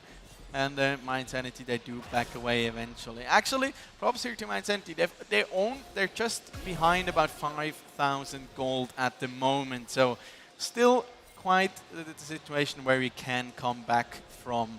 And yeah, they really did well in keeping themselves in the game. Now they have to prove that they're also ready to, at some point, like start turning it. I expect like around the 3 item power spike probably is where they can really start and turn these fights if they don't fall significantly further behind. I think that they have a strategy still. They still have a chance to get back into the game. Now the problem is then Moxley even got more fed because he was able to take down the second turret on the bottom side, which gives him about 600 gold, also grab the wave. So this guy is getting huge. But I think if they can clear out the whole Lostic team and just like ignore then Moxley, oh, they got Ocean Soul as well just now. pretty much free one there. No way for Mind Sanity to really contest that one. And once again, the Ragnarok there is popped onto Broken Barrel. He invests everything and still gets taken down without Robin even losing a single point of HP there. Flash invested, Protobelt invested. And that's going to be pretty much a free Baron here, I think, for the side of Lostic. So them really playing it to the strength here of their comp, making sure they get their advantages out. And I think after that Baron, it will quickly balloon here to about a 10k goldie that they're currently up. 6,000 gold here over their opposition in Mind Sanity here, and that will be a tough mountain here to climb back on for the side of Mind Sanity if they still want to have a say in who is going to be the winner of the Season 6 League of Legends Championship here in the Swisscom Hero League. Yeah, but there, as we all know, after the 4th dragon, there will be an Elder Dragon on the Rift. So if my Insanity somehow can establish control, oh, actually got spotted out by a true shot barrage, and they knew that he was there, so there was no escape for him. Was that ward worth it? I have my doubts, but yeah. Yeah, but I mean, as I mentioned before, the Elder Dragon can have a lot of value, and if Mind Sanity maybe they get a pick because Lustig is playing 2. Yes, we control the whole map, we can do whatever we want. So maybe if Mind Sanity are able to get the Elder Dragon, they can maybe look to turn it around. But if you're looking onto the map, Lustig still has so many turrets as well. Now Encore is fighting up in the bottom lane. There we see it in the picture. He just stun him up and then Voxer flashing forward, Vango flashing away. Then Voxer is still on the chase. Now underneath the tower. Actually does go back in. Does manage to stay alive there by the mercy of Voxer, but also the rest of his teammates here rotating down to try and help out their Irelia here. But then Voxer is level 17 on his split pushing Trundle here. Putting in so much work. Holy moly, that damage towards the turrets as well. Does he? Yes, he has a hull breaker. Yeah, so I mean, so he does a lot of damage. He's just to the like, turrets okay, as well. guys, I'm gonna split push. You know, off roll top laner here, no problem. Let's just do this. Yeah, and I think that like Siozu, he can't match him because Hullbreaker just gives him so many. Gives them Olaf so there many running in. Just look, he doesn't even lose HP. What is that? Oh, actually now back out. Has Now to they go might back be out. able to turn it around. Then Voxner goes into the stopwatch here. Vango is rather low here. Then Voxner does fall. They trade 1-for-1. Though Zero is now all the way into the backline here. Does Broken Barrel manage to stay alive? Yes, he still has the ultimate here as well. Seko will also try and get back into this. I think a win so far for Mind Sanity here as they traded 1-for-1, but now Lustig here is sieging onto those Nexus turrets. That's going to be the Encore. Zero going into the Zonias there. Sioser has to get back out, back into the fountain there. And look at that, Golden God just chunking away from afar, and even Mahdi's heals cannot hold on. Ladies and gentlemen, I think this will just be game number 1 over to Lustig here as they're still toying a little bit with their food, but eventually do last hit the Nexus. A scary Viking and a kitty cat on his back, really sealing the deal here for game number 1. Fantastic performance coming out from Lustig here for this first game of the afternoon. Mind Sanity, they really did their best to try and hold themselves in this game, but eventually it was not enough. And I think with the Olaf and the Yuumi there, they were literally able to just like overpower them and run them down. Yeah, but as we mentioned at the beginning, Yuumi, like even if you don't get ahead in lane, you jump onto it, and Vox, and that is super far ahead. You jump onto the Olaf, the Robin, that is just having so much value in his fights, especially when he is able to to go into Ragnarok. Like, he just runs you down. Like, you can't stop him, and if he's ahead and does so much damage, as we've seen in the jungle invade very early on, like he just goes in 1v2, it's still 2v2 with the Yuumi on top, but like he dishes out so much damage and has so much healing to work with. So honestly, yeah, what do you do? I got a bit of PTSD there, because like this really made me remember why I didn't miss Yuumi being in the meta. It's just can be so frustrating, and especially on a pick like this Olaf, who literally cannot be stopped. Also made perfect sense, like big props to Lustig's draft here. Made so much sense into this comp, because like, yeah, you have like a huge AoE CC composition, but guess what? If you can't CC the Olaf, you also can't CC the Yuumi, so still 2 players can just face tank all of those AoE stuns and keep running at you, while the rest of your team is still backing you up and cannot be taken down, because yeah, they're just like a Viking in your face that will just take you down and smash your head in. Yeah, I mean, like they got the leads. I think the turning point was, I think, where they secured the Herald for themselves, and then they tried to directly go on to Den Voxler because they didn't see the support coming also into the top lane. So let's take a bit of a look into some highlights. So Seku landing some really good Qs here. The double Q onto Lucky. So they secure the first kill, but Golden God is just able to free hit, used his cleanse as well. So Seku dies to the last tick of the Ignite from Lucky. So very good trade of kills there. And here again, I think it was Seku landed another Q onto Lucky. combined with the encore, it's just like they immediately get down lucky. But again, very well played by Golden God to get the return kill onto Madi, because he was basically ignored the whole time. And here you see Seku just having a bit of fun with his food, even giving the thumbs ups. So this is like, such a big turning point here. Them thinking that they got the better end here of Lostic getting onto then Voxnip, but Trundle is so strong in the early game, and I mean even also with like his W up, he gets so much healing out of like all sources essentially, and that includes the Yuumi heals. So him staying alive there what felt like forever, and then Zero and Golden God coming in for his support and taking him out, and yeah, there's also that. yeah, that is just. It's yeah, just like yeah, it's. What can you do here? Honestly, yeah, you know? There's a Olaf Ragnarocking onto you. He does so much damage. Like Olaf walks into a bar. There's no counter. I mean, that's unfortunate for him there. No beer. Oh yeah, this is just Broken Barrels being super overextended, or like.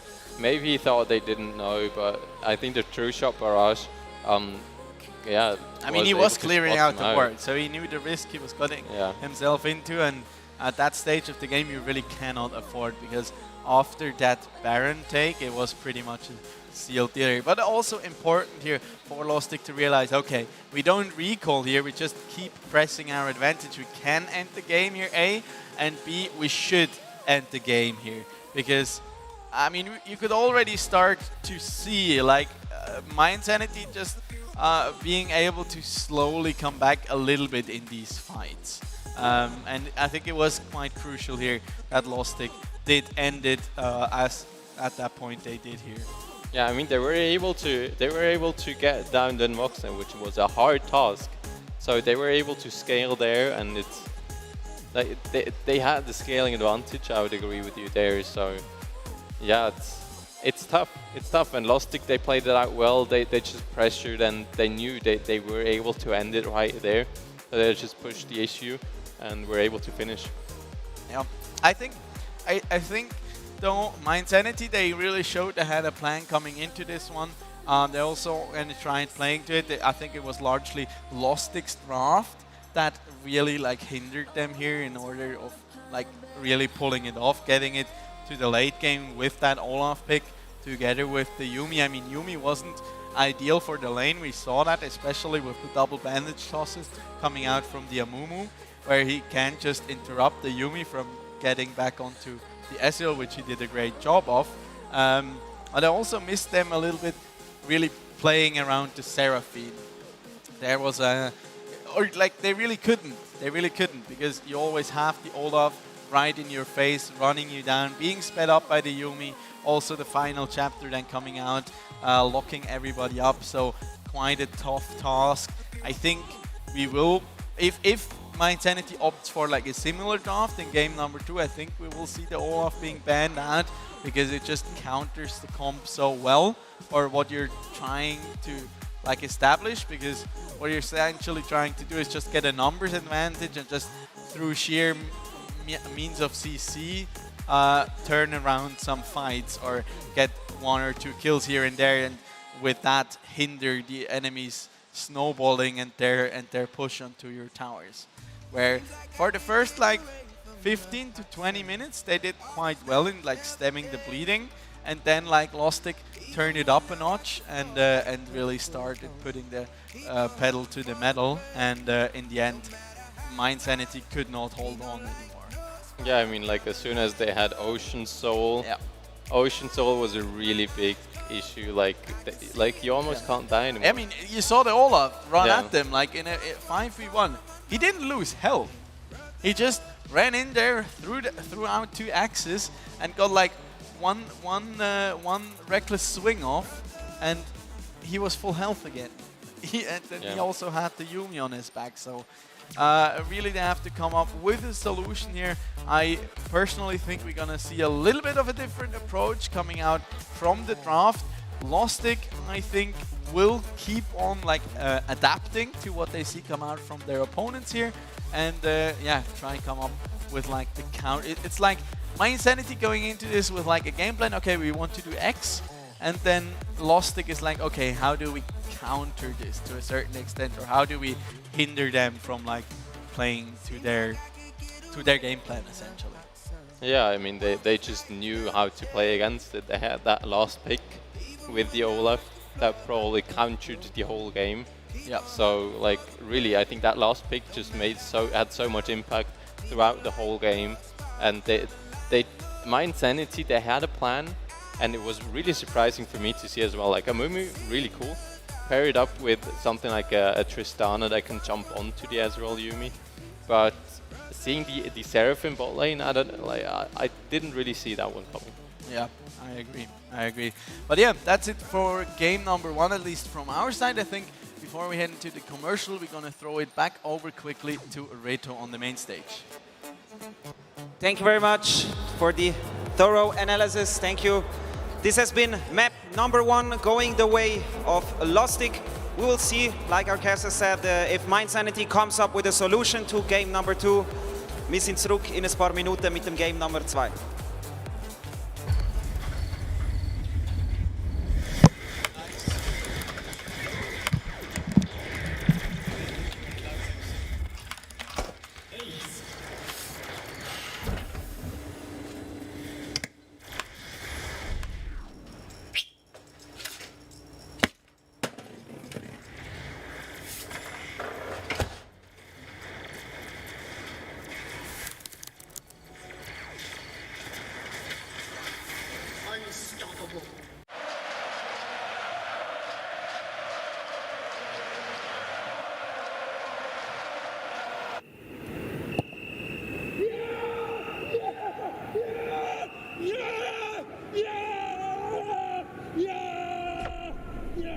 Start your esports career now at play.eslgaming.com.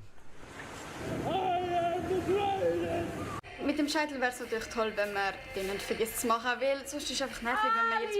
Kannst du mir helfen mit dem WLAN-Passwort? Mann, geh doch einfach auf die My Swisscom App!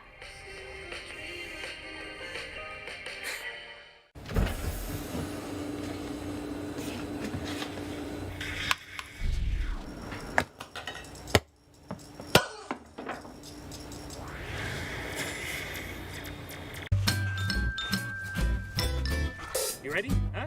Hey, easy boy, huh? You ready? Huh?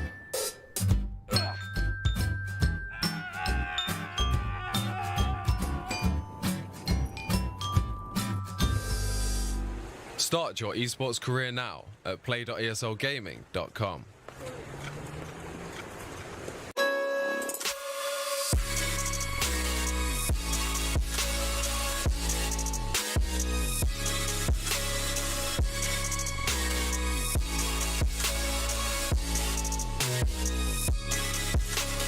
You love it, you wear it. What's your style? Get your merch at shop.eslgaming.com.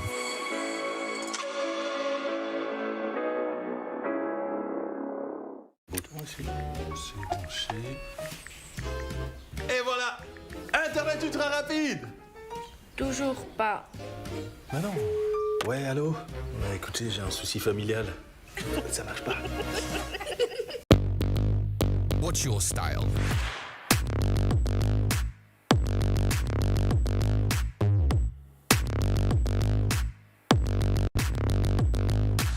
Get your merch at shop.eslgaming.com.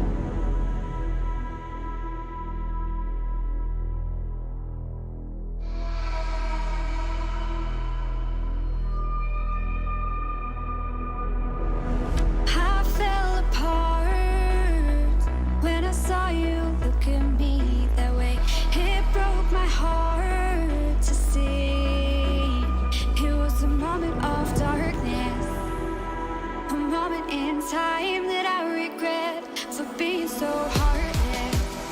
It was a moment of darkness.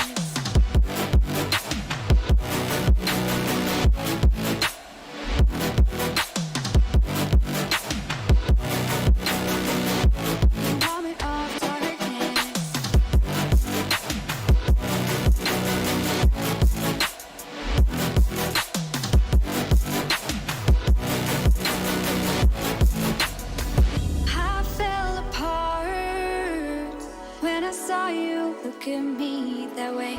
It broke my heart to see.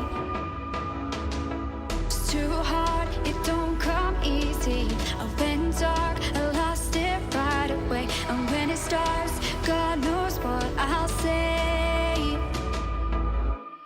In my head, I had good reason. I went red so unexpectedly.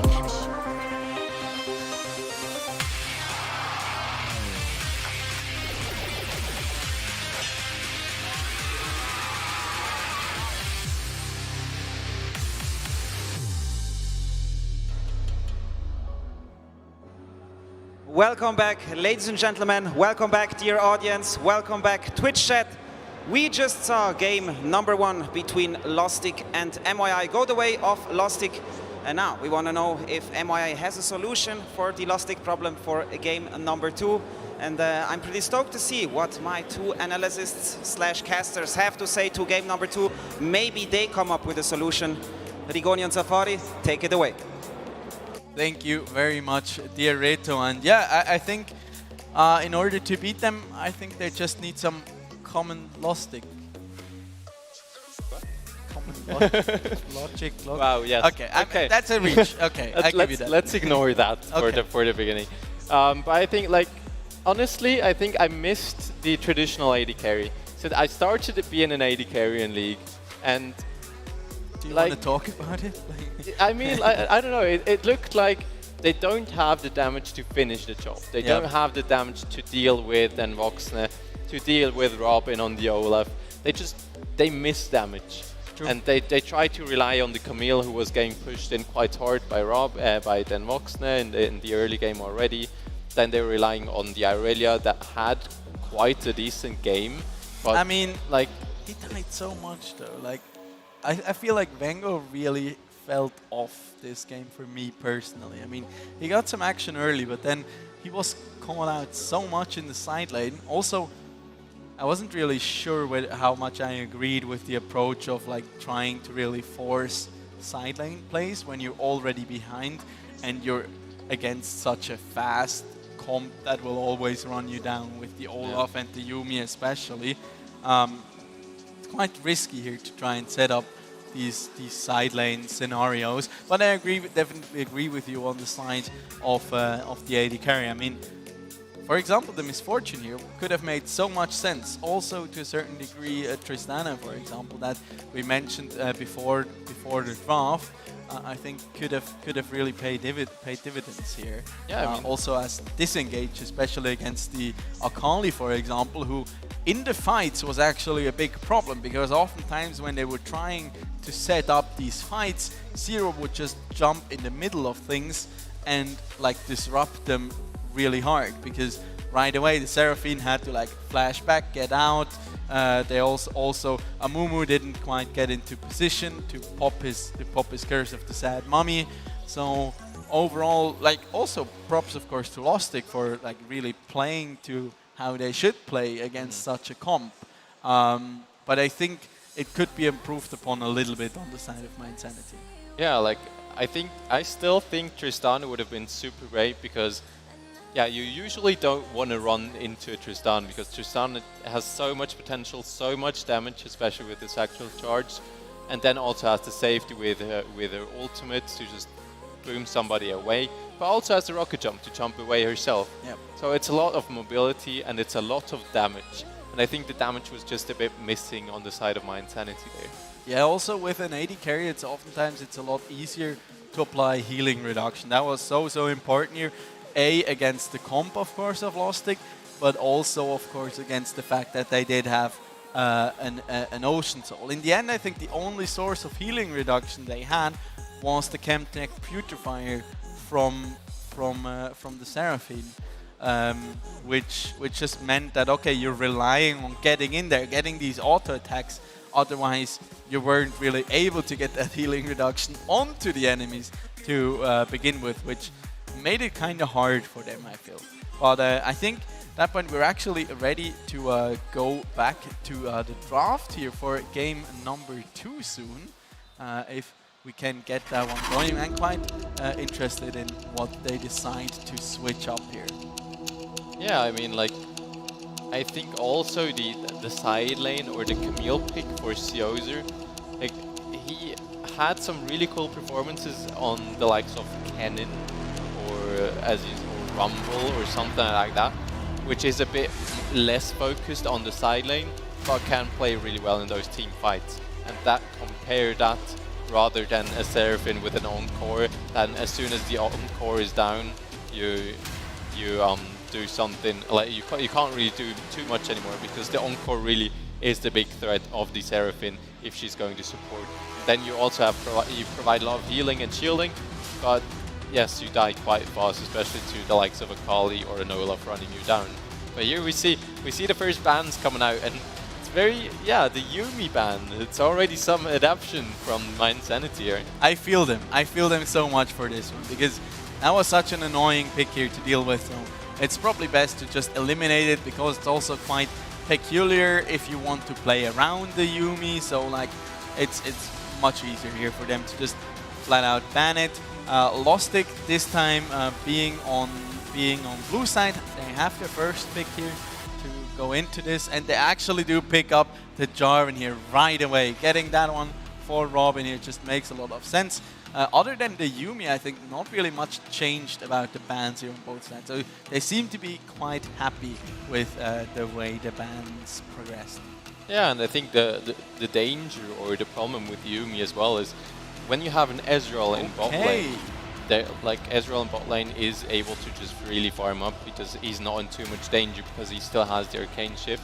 So Yuumi basically was permanently on the jungler or on the top laner. So that's something, yes, traditional supports can't really do. But here we see a Gragas getting picked up.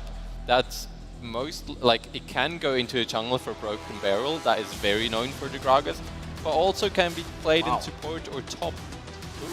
Ooh, it's getting spicier. I mean, we mentioned Robin the Fourth here earlier, referencing his main and favorite champion with his name. Spoiler alert, it's the same for Broken Barrel. The guy plays a mad Gragas and will most likely be picking that up here for game number 2, and then paired with the Yasuo. Also gives me a bit of a flashback here to earlier this season when we saw the Yasuo and Gragas duo come out down in the bottom lane time and time again. Still quite curious where that Yasuo is going to be heading. Could be Vengo picking that one up, but also could potentially go down to the bottom lane. But now we see the Jinx being locked in, one of the AD carries that has benefited a lot here and gained a lot of popularity with all the AD carries pretty much being nerfed. And there is the Vladimir coming out. Zero, super well known for that pick, has shown it off once, I think, during the regular season 2. And yeah, he's just super consistent on that champion. And as we know, the late game potential of a Vladimir, nothing to be scoffed at. Yeah, I mean, Vladimir in the late game, I think we had one game. We were casting one series where there was a Vladimir. Yeah. Who was that again? But that was, I think it was Arno. Yes, I think it was Arno. And he had such a massive impact over the whole game. So Vladimir definitely a threat in this one. So we see a Tristana getting picked up as well. So Tristana Gragas bot lane would also work if they want to do that. But Tristana relatively good AD carry, and I think into Jinx can work quite well, especially in the later stages of the game. As soon as she gets the range from her levels, can be very good. Now Braum ban and a Mumu ban, so Lostic does not want to face the Mumu support again. Apparently that was something good. Being taken away makes so much sense. I mean, could go up into the top lane again. Could theoretically also somehow go into the jungle, I guess. but also the pike here now. That is respect band away from Seku.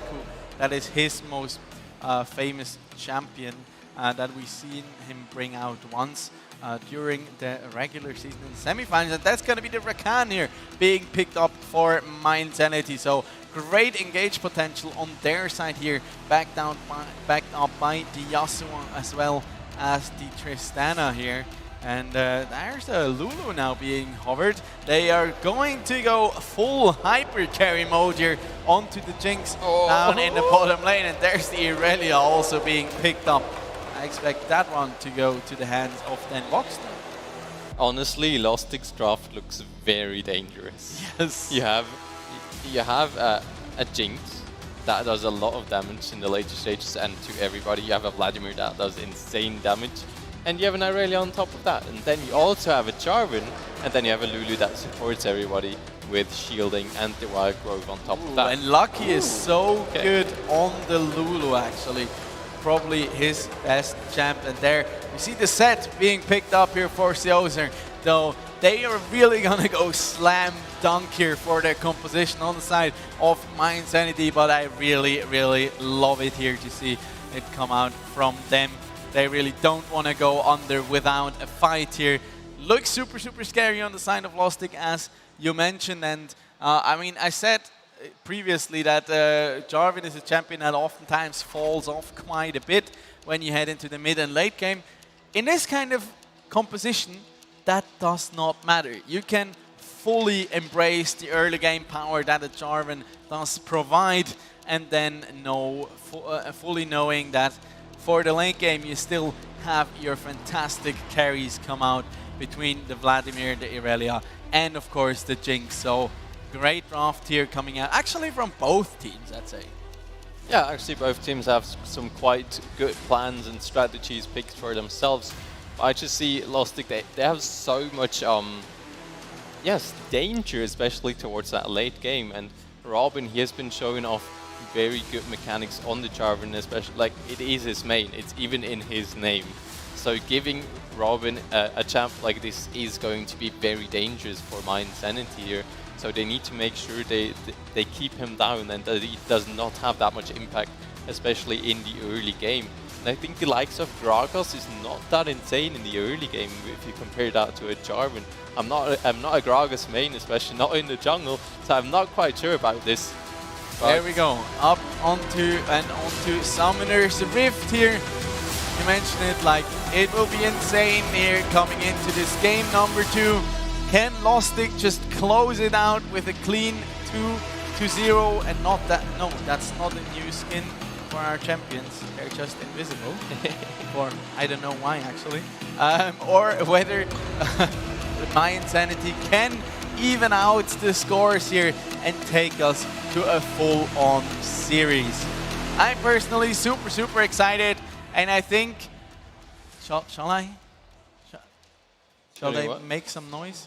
Yeah. Oh, yes. Okay, make some noise, please, in the audience for our two teams, Lostic and My Insanity. That actually worked. I like it. Is that everything they can, though? Is it all you guys can? Nah. Okay. We'll try again later, I guess. We'll come back to that.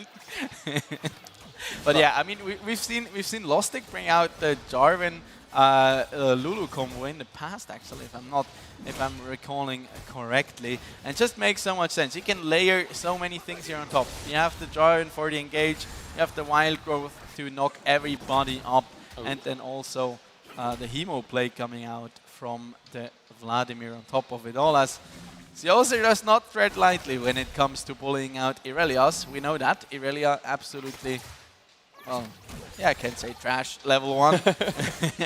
So, Wango here taking a bit of a dip and dive underneath the turret, trying to bully out Zero there, however he can. I really hope for him to have a better performance than in game number 1. He seemed to be a bit off his A game that time around, and we don't want any of like 0-10 Yasuo power spikes, I think, in this one. I mean, it's still a power spike, but Robin already looking very early in the mid lane. But Broken Barrel is here as well. They spot him out on a ward, so maybe they're trying to there's do the the body turn on slam that. coming in and Ooh, the ignite right as well. away. Robin has to go back in. Oh, Vanguard! What?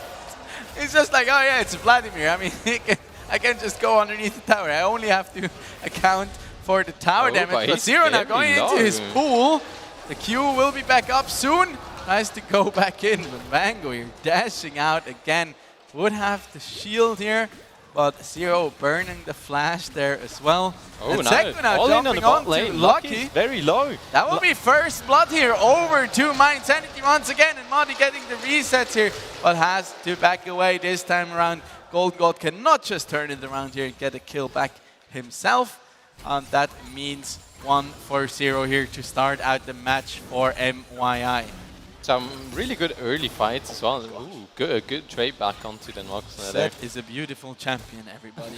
Probably the most gorgeous there is and there has ever been.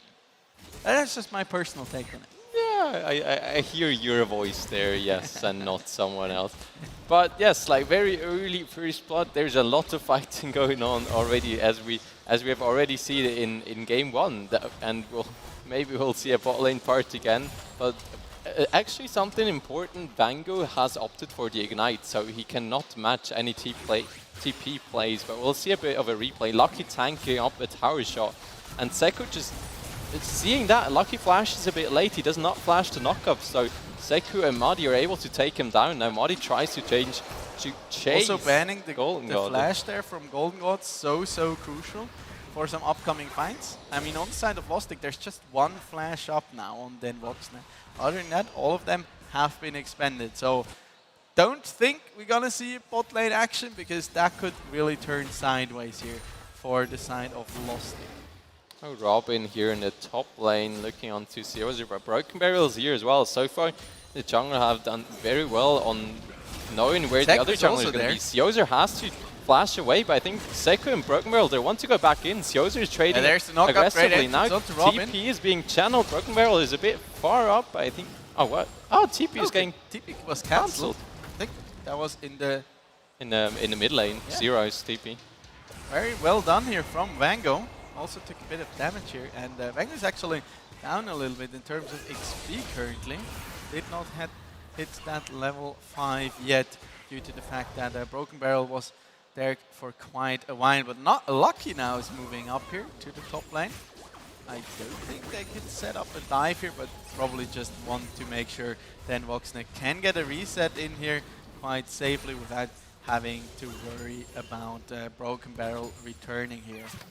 I think they really want to support Aurelia here, so Aurelia gets back into the game, not really, but is able to CS properly. Madi now jumping forward onto Golden God, gets a sexual charge, but that's not a huge amount of damage, but it's always good to get some damage onto your opposing laner.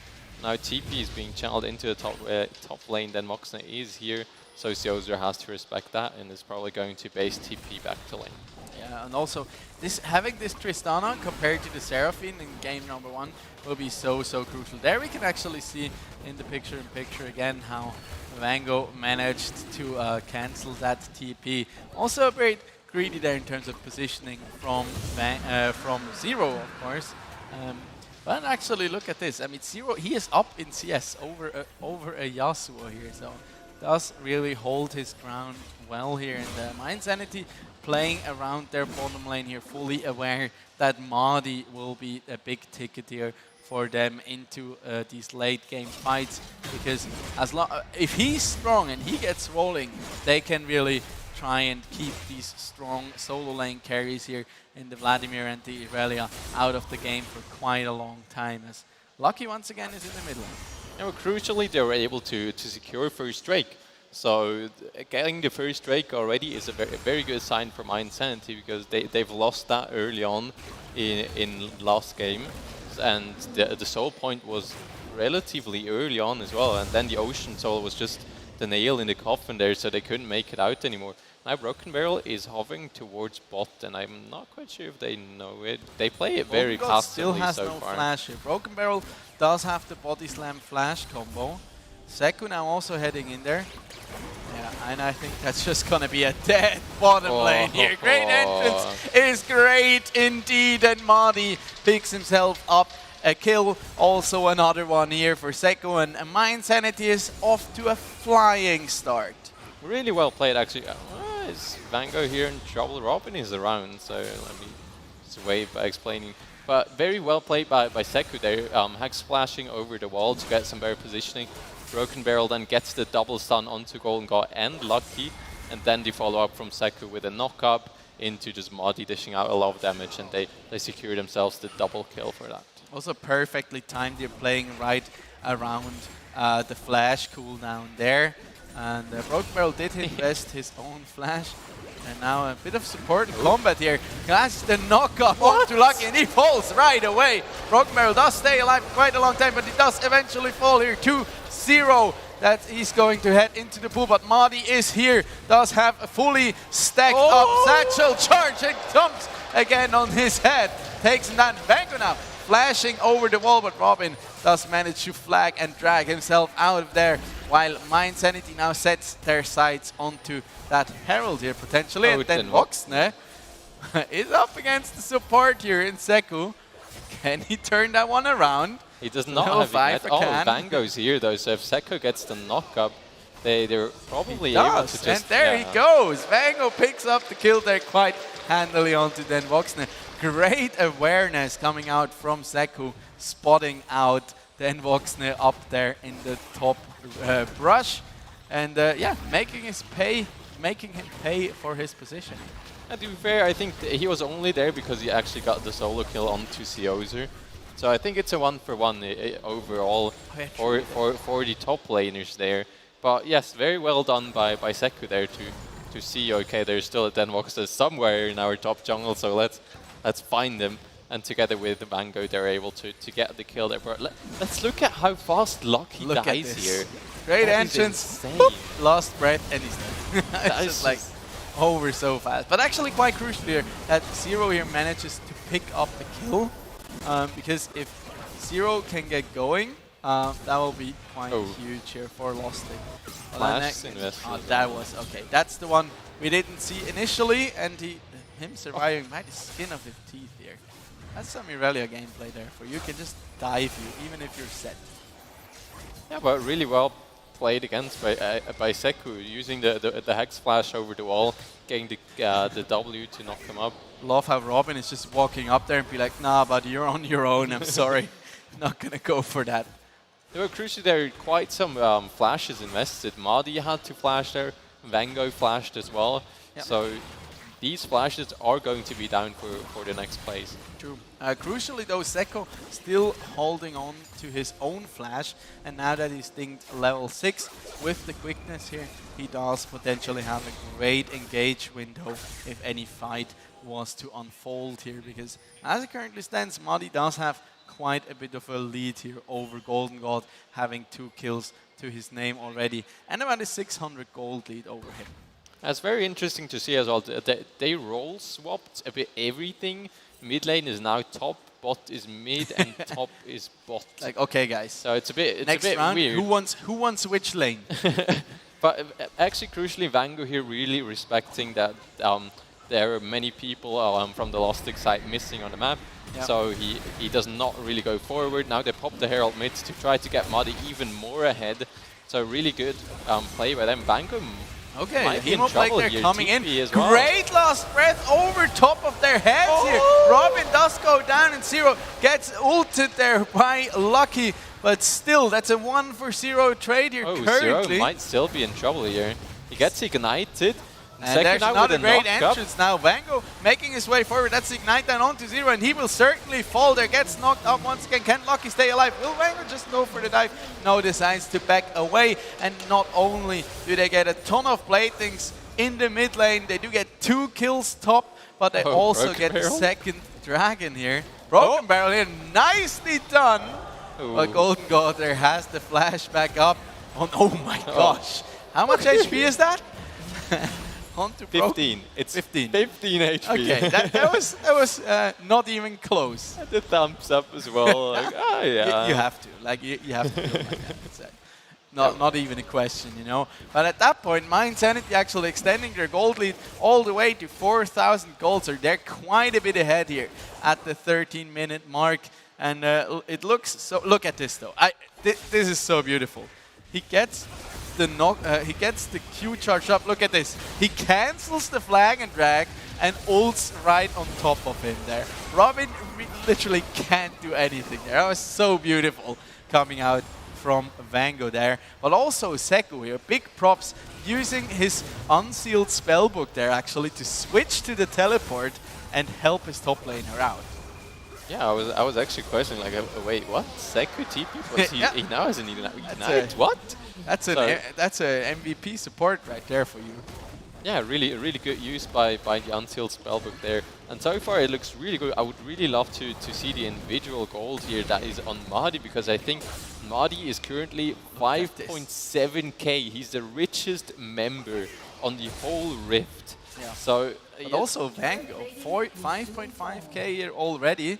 I mean, if he gets to his 2-item power spike quickly, he'll be such a menace, especially with the Immortal Shield Bow. And then with some additional safety, it will just be so hard to ever take down that Yasuo properly. Yeah, but now it's actually, this is an optimal situation for Mind Sanity. Because the thing is, yes, Lostic, they have insane threat, they have a lot of damage. However, if you, like, there is still Tristana and a Yasuo. So if you want to get close to them, you have to take a lot of damage beforehand. And maybe you don't even get close to them. So yeah, it's Mahdi that is really huge and can have a lot of impact here. Now they're going on to 0 underneath this tower here. He only has one pool. Very good knock. He will use it now. Seku making his way in there with the quickness. Does knock up 0 and he does go down. Then Voxne now trying to turn it around. But then Voxne will be dead, Voxne! And that's going to be the explosive cast coming out from Broken Barrel, sealing the deal there for off-roll top laner. And the Yoser's now caught in a bit of a pickle here. There's the knock-up coming out. Showstopper to try and delay them a little bit, but in the end, he will go down. Oh, actually Golden God trying to secure the turret here. Seku and Broken Barrel are here. Let's get excited though. Can they? Oh, flashes into the Flame Chompers and does actually go down. It's a shutdown onto Seku. Beautifully done here by Golden God. Picks up the shutdown there too. That's so crucial here for the AD carry of Lostic, as they're now looking to establish river control here down on the bottom side of the map. It's 1 minute and 20 until that third dragon spawns, and Mind Sanity, they really want to get that one. Even though it's a cloud dragon, even though it's going to be a cloud soul, if the sooner you can get to that Elder Dragon, the better your chances are at closing out this game. Zero actually doing so well to try to escape this, but then there's Maddie that's coming in. Sadly, then Voxne completely missed his ultimate. So the last, actually not the last tick of Ignite, but Broken Barrel secures the kill with his cask. So that's a really good dive as well in the top lane. And then sadly on the other side, Siozu just not respecting it too much and gets taken down. And then also the Golden God played it quite well. He was up against a support and the jungle, and he knows his limits quite well, because the support can't really kill you and the jungler kind of needs to get some setup to get onto you. So he plays it quite well. The traps placement was really good as well. Here we see it again.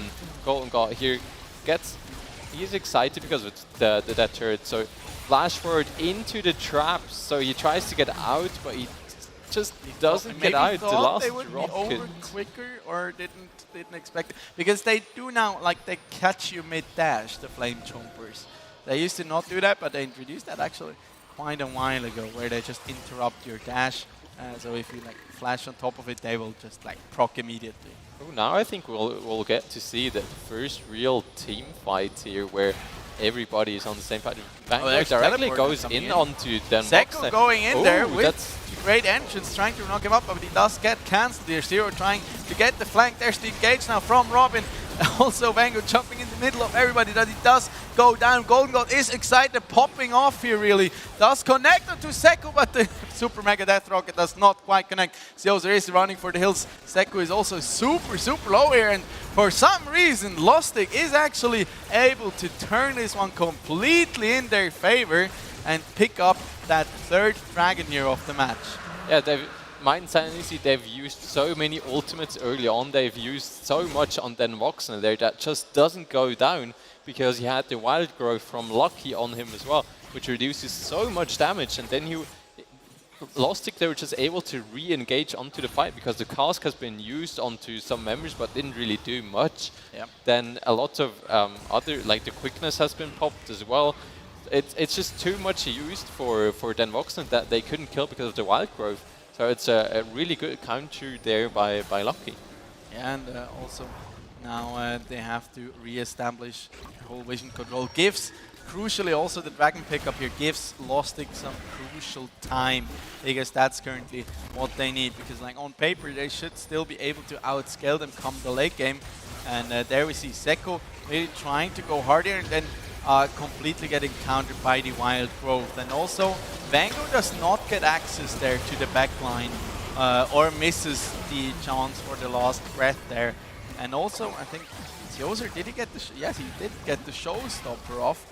I mean, this could have gone even worse. Imagine Seku actually did get hit there by the Super Mega Death Rocket. That would have gotten Golden God excited once again, and then he could have potentially even run down either Broken Barrel or Madi, which would have put like insult to injury here for the side of My Insanity. To be fair, they still have to respect Madi quite a bit, because I think Zero tried to get in there alone, but then Madi just put on so much damage onto him, so he had to go right back out again. But yes, as you mentioned before, the scaling department is really good for Lostic, and as long as they can hold on, they will at some point outscale, in my opinion. So I think My Insanity, they really have to pressure the issue here, try to go forward, try to get some turrets down as what they're trying here. They're just trying to get this outer turret. They have the Rift Herald, they have the man advantage, so they will for sure get this turret. But this is 4 people being invested, actually 5, because Siozer is here as well. So actually they get the second turret charge, which is really good for them. But they invest quite a lot of people here. Yeah, but I think great call here from the side of My Insanity. They still do have the wave here. They will actually manage to get that inner tower down here as well. That's some nice gold influx into their pockets. Oh, managing to Broken Barrel here does get caught out, but into the backline Vango goes. Golden God does manage to flash out. Robin now trying to flash to dash back out. Oh! And actually that's gonna be Siozer with the showstopper into the backline, but of all people you don't want to have alive. Golden God here stays alive for an eternity as Den Voxner is now here trying to help them out, and that's going to be another kill here being claimed by Golden God. They're set their eyes onto the Baron here. That's going to be a 5-1 Jinx for now. The shutdown is finally claimed from Madi, and with a 4-for-1 trade, Lostic is quite happy after that series of events. Yeah, I mean, like, I think that was crucially that Zero avoided the body slam from Broken Barrel.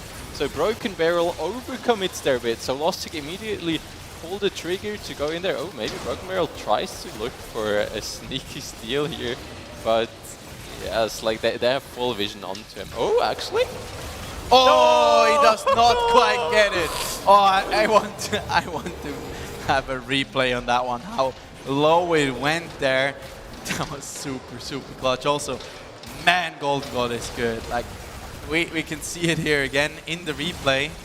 Them setting it up, they could theoretically just back away here. And then Broken Barrel trying to get onto there, but he does get completely caught out. Vango trying to get onto Golden God. They pretty much have expended everything. And then even though Siozer gets a really good showstopper into the backline, it's just not enough to threaten Golden God, who gets buffed up so much by the Lulu here, and he does stay untouched for way too long, able to chase down everybody. And in the end, they're Lostic walking away with a big win. Yeah, there's 2 saps that connect as well. I think they're crucial there, because I'm not quite sure, because if Mindsanity could have walked away, but the slow from the sap was just too good. And here Broken Barrel, 200 HP. It was a good attempt. We really have to respect that. Broken Barrel It was a good attempt. smited first there. It's like, you know, like in Star Wars, who shot first? In this case, it was definitely Broken Barrel. Yeah, I And mean, that also means that Lostic, for the first time, I think, this game is in the gold lead here by about 1,000 gold. Then Voxner might now be caught in a bit of a pickle here. Does get knocked back by Tristana ult, and he will die right away. Last Breath there is also invested, as they're now setting their sights onto Dragon number 3. They have invested so many ultimates here, so even though they are a man up, actually teleport here from TPing behind Siozer. them. So he might just... he Oh, does showstopper take right him, onto Robin. But look at the Golden Gold. Once again, is completely untouched. So much value there coming out from the wind. Well, Broken Barrel gets onto Golden Gold, knocks him out of the fight there. Zero nearly going down. Can Madi catch back up to him? That will be the reset on his rocket jump here. Lucky now dropping low. Seko going in there, but Golden Gold managing to avoid him. Point him once again, and that stop kill on to Golden Gold. The man is just insane. And he will keep on going on to the Gragas. He goes. That's a quadra kill for Golden Gold. And the second Dragon over to Lostic. Can anybody stop the man? That will be the question here that we're trying to answer this afternoon. So far, it seems like a very confident no. I mean, he's 9-1-2 on that Jinx. And it's a Jinx. It's like a champion. You really don't want to be in this position. Yeah, and you like with the rockets you have, the Fishbone rockets, you really have the range to also just stay back, shoot from a relatively far range and just make sure you're safe. Then you have a Lulu on your side as well. And I think it was crucially as well. Yeah, actually, this is so beautiful. Gets knocked back, charm, knock up, and it's just over. Like, you can't do anything. I honestly don't agree with the last breath here. Because if they had that for this fight, Golden Gold would have been dead. Watch Broken Barrel in like 3 seconds once he gets onto Golden Gold. Because he deals a ton of damage. Fantastic engage, flank engage here from Siozer. A little bit far away from Madi, so he cannot like properly put out damage. But yeah, Golden Gold nearly goes down there. But with the red buff and Lucky's help, he stays so healthy. Look at Robin here, getting the knock-up as well. I think if Madi had one more auto attack, Golden God would have been dead as well. But since Robin gets the knock-up together with his Gore Drinker, I think it is, he is able to pick up Madi, and then just Golden God is just there to clean up the fight with his fed Jinx there. And he also gets a stopwatch for himself to be a bit more safe, because at the moment, Broken Barrel, he can almost one-shot him. And together with Vango, the last breath, that is a one-shot potential. So, actually they're hiding in the bush now to see maybe Golden God steps a bit too much forward here. Good old Fnatic Death Brush, trying to go in there, but Broken Barrel gets locked up and taken down by Golden God right away here. Vango trying to do his best here. Robin gets knocked out of the fight. Madi trying his very best to stay alive. Both the AD carries do still remain on the map, but that's once again another triple kill here being claimed by Golden God. His teammate Indenvox also gets a double here, and that's going to be an ace here, only trading away their jungler. And ladies and gentlemen, that could just be the end here. They have a bit of a small wave to work with, but I think Zero can tank up quite some tower shots as well. And there are 4 people here, so this might just be the end. But actually Broken Barrel is almost alive again, so maybe he can do a Hail Mary play here to stop them from sieging onto the Nexus. But Broken Barrel gives the thumbs up. He knows, okay, this one is done and dusted. Trying to toy with their food a little bit, pad the stats. Doesn't matter, the season is over, lads. It's gonna be a 2-0 here for Lostic as they crown themselves Season 6 champions of the Swisscom Hero League in League of Legends.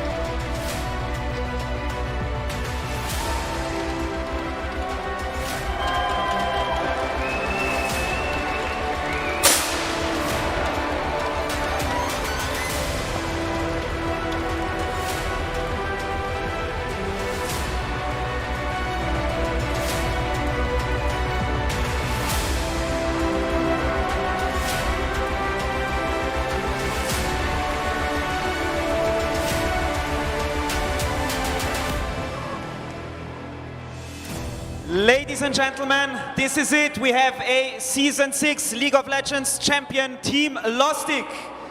Goldie, would you like to come a little bit in front? Yes, sir. So, pretty impressive game. Number 2, I have to say. We heard it from the casters multiple times. In retrospective to the pre-game interview we did, has anything changed? How do you feel? Well, I think everything went as expected. We had a bit of a struggle early games, but in the end we out-macroed them because they have like a lot of experience on our players, and but they didn't play bad in the early games, and I think they deserve like some respect as well. You kind of took away my next question. I was going to ask, had you anything worried during those 2 games? I think early game of game number 2, you were like, okay, boys, we need to step it up a bit. Well, we just say we chill. We also say like before the games, we just chill even if we fall behind. We are the better team. We know the macro way better. Also, we have like a good late game comp with Vladimir Jinx. We just take it slow, and then we will come back at some point. I think that's one of your strong points as well. Your mentality. That's what makes you a champion.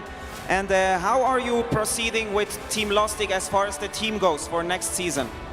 Well, we will see. I don't know if I will participate again next season, but if I will probably also participate for Lustig again. With other people, we'll have to keep in touch and see like who's available, since our league sometimes don't allow players to play in the Swiss league. You had your prediction pretty on point for the MVP, I have to say. Would you say still after this final, well-deserved for Zero? Of course, I think it's still deserved. I think he played like a beast in the semi-finals, the quarterfinals, and Nice. Would you like to thank or greet anyone as last words before I let you lift your trophy again? Yeah, I need to bark like 2 times in the microphone. It's like a meme in the Swiss scene right now, so woof, woof. Nice. We're at LAN, by the way. So, I let you lift your trophy once more. Ladies and gents, please give it up for your Season 6 League of Legends champion, Team Lustig.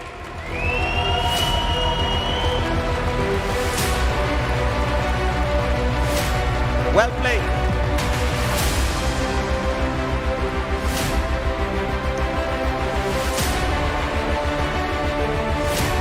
There is still something that comes along with the trophy. Some nice pocket money. Enjoy it, guys. I let you take a few pictures.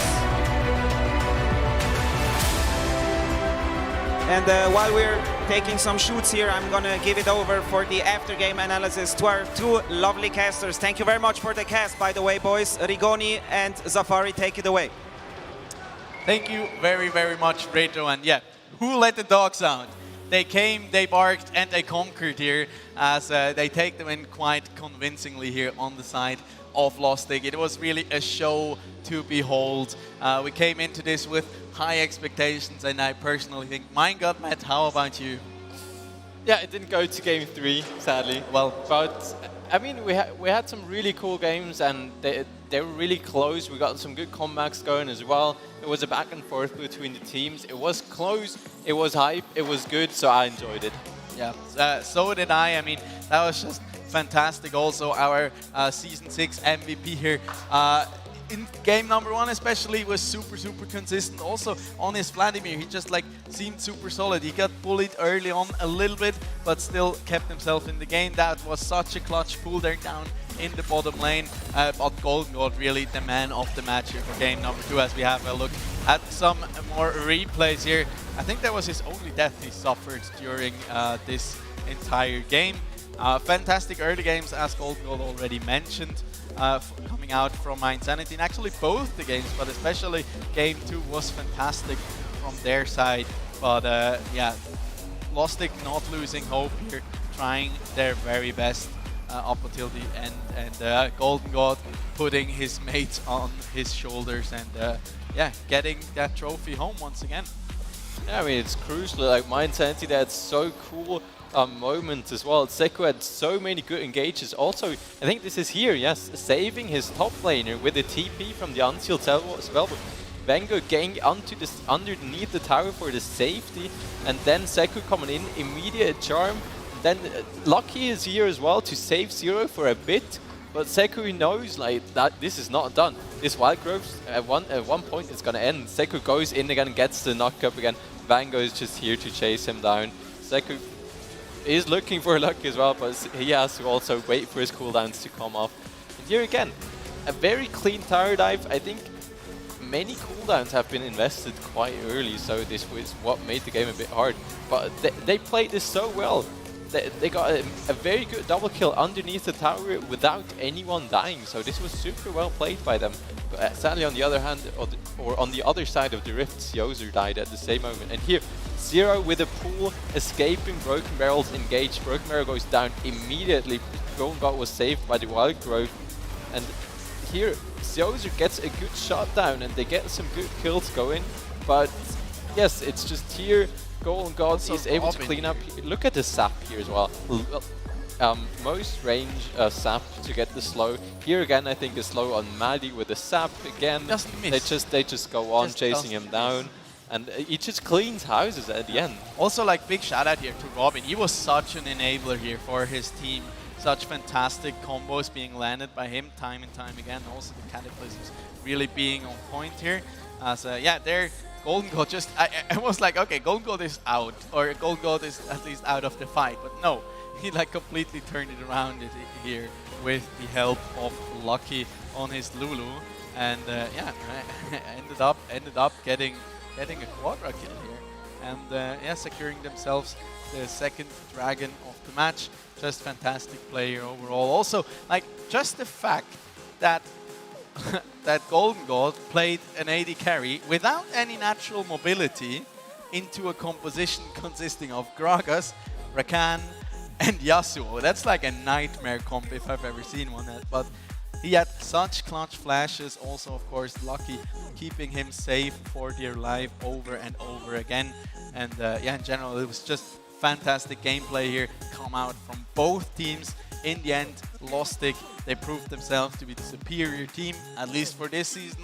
Whether it's gonna look different next season, that only time will tell, but I certainly had a great time here during not only the finals, but the entirety of the season. And I also want to thank you for joining me here time and time again behind the caster desk. Yeah, I mean, it's been an honor for me, and it's just been nice to be casting the games, also to see the players now on stage. It's really cool to get to know them as well, and I'll probably talk to one or the other after the event as well. And it's just, like, yes, there has been some cool moments throughout the season that's like, even though you didn't win, you still played great. For example, My Insanity, they had some really good games. They were able to make great plays happen, and they still ended up second. Like, it's not bad. They played super well, and we have to give respect to all of the teams participated in the Swisscom EuroLeague, because they are the top 16 teams in Switzerland that made it through qualifiers. So, absolutely. Yes. Really cool that everybody participated, and it was a lot of fun for us. Also, thank you, of course, to each and everybody who came out here tonight to cheer for the teams, who tuned in to our streams time and time again, who posted on social media and engaged with us. We certainly had a blast here during this season. And yeah, with Worlds in front of the door, there's plenty of League of Legends action for you to catch. But from the side of the Swisscom EuroLeague here, in terms of League, that's going to be it from our side. We wish you a great HeroFest 2021. Enjoy yourselves. And yeah, we're going to throw back over to Reto and say goodbye. Goodbye, guys. Are we live? Yeah, they gave it. Okay. Hey, e-boys, e-girls, thank you very much for being with us with this EuroLeague Swisscom EuroLeague Grand Final. Excuse me, I'm super tired. As always, was a big pleasure to host these EuroLeague finals for you guys, and it was great to have you back as crowd. Thank you very much for coming out. I would like to take this opportunity to thank Swisscom, especially Nico and Annette, the ESL, all my caster and analyst buddies, of course, Mini Brudis of the eStudios and Creoline, Burn Expo, the Switzerland team, Minds and Entertainment, and a lot more. I'm pretty sure we will see each other soon again in the near future, and I wish you a wonderful a wonderful Sunday afternoon. Enjoy the cosplay contest damn, I'm tired. Enjoy the cosplay contest with Toby and Sora, and we'll see each other soon again. Thank you very much. Bye-bye.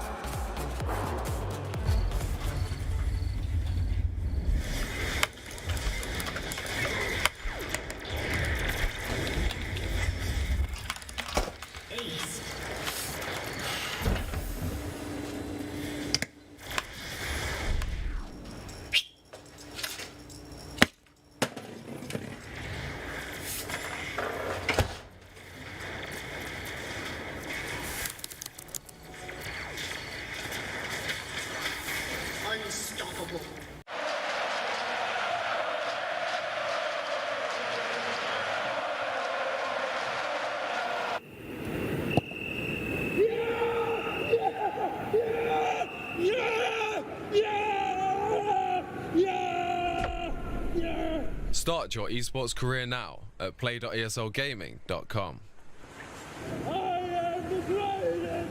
Mit dem Shuttle wäre es natürlich toll, wenn man den nicht vergisst zu machen, weil sonst ist es einfach nervig, wenn man jetzt... Alice, kannst du mir helfen mit dem WLAN-Passwort? Mom, geh doch einfach auf die My Swisscom App!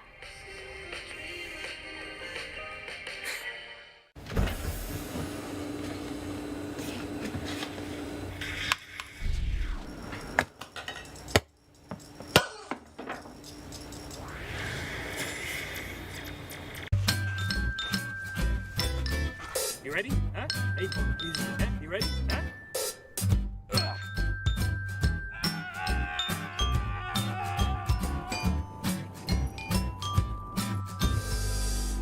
Start your esports career now at play.eslgaming.com.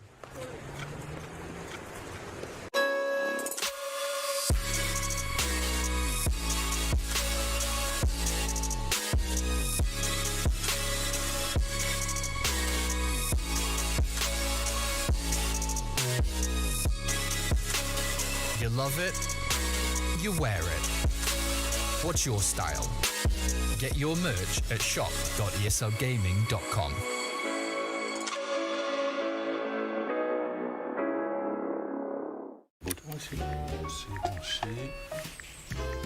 Et voilà, Internet ultra rapide.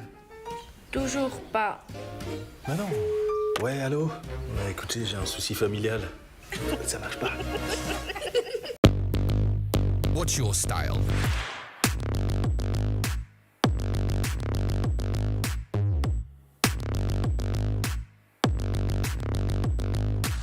Get your merch at shop.eslgaming.com. We laugh always stuff we try not to talk about. Still your smile keep on heating up the climate, and all the blood to my cheeks are rushing out, yeah, yeah. And by accident, you're getting closer. Well, can you tell me something, tell me something? Is it a wild shot of letting you know that you're the topic of all of my thoughts, yeah. 'Cause I'm so sick of this friend zone.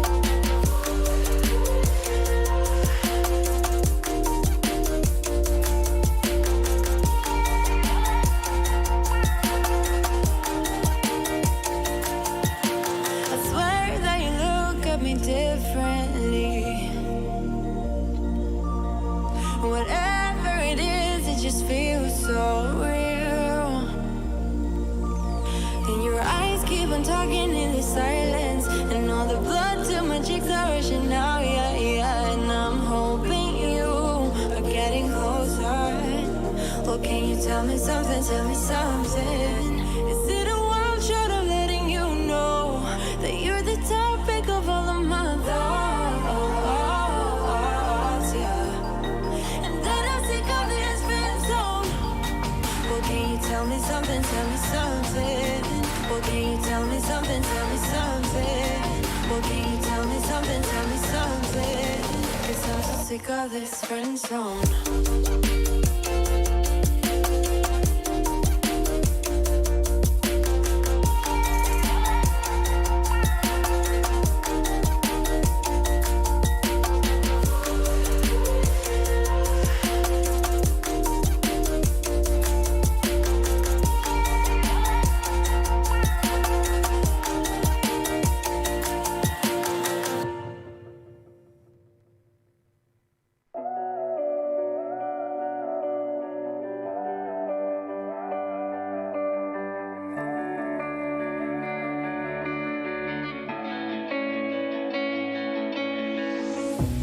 Chasing love in an empty bar.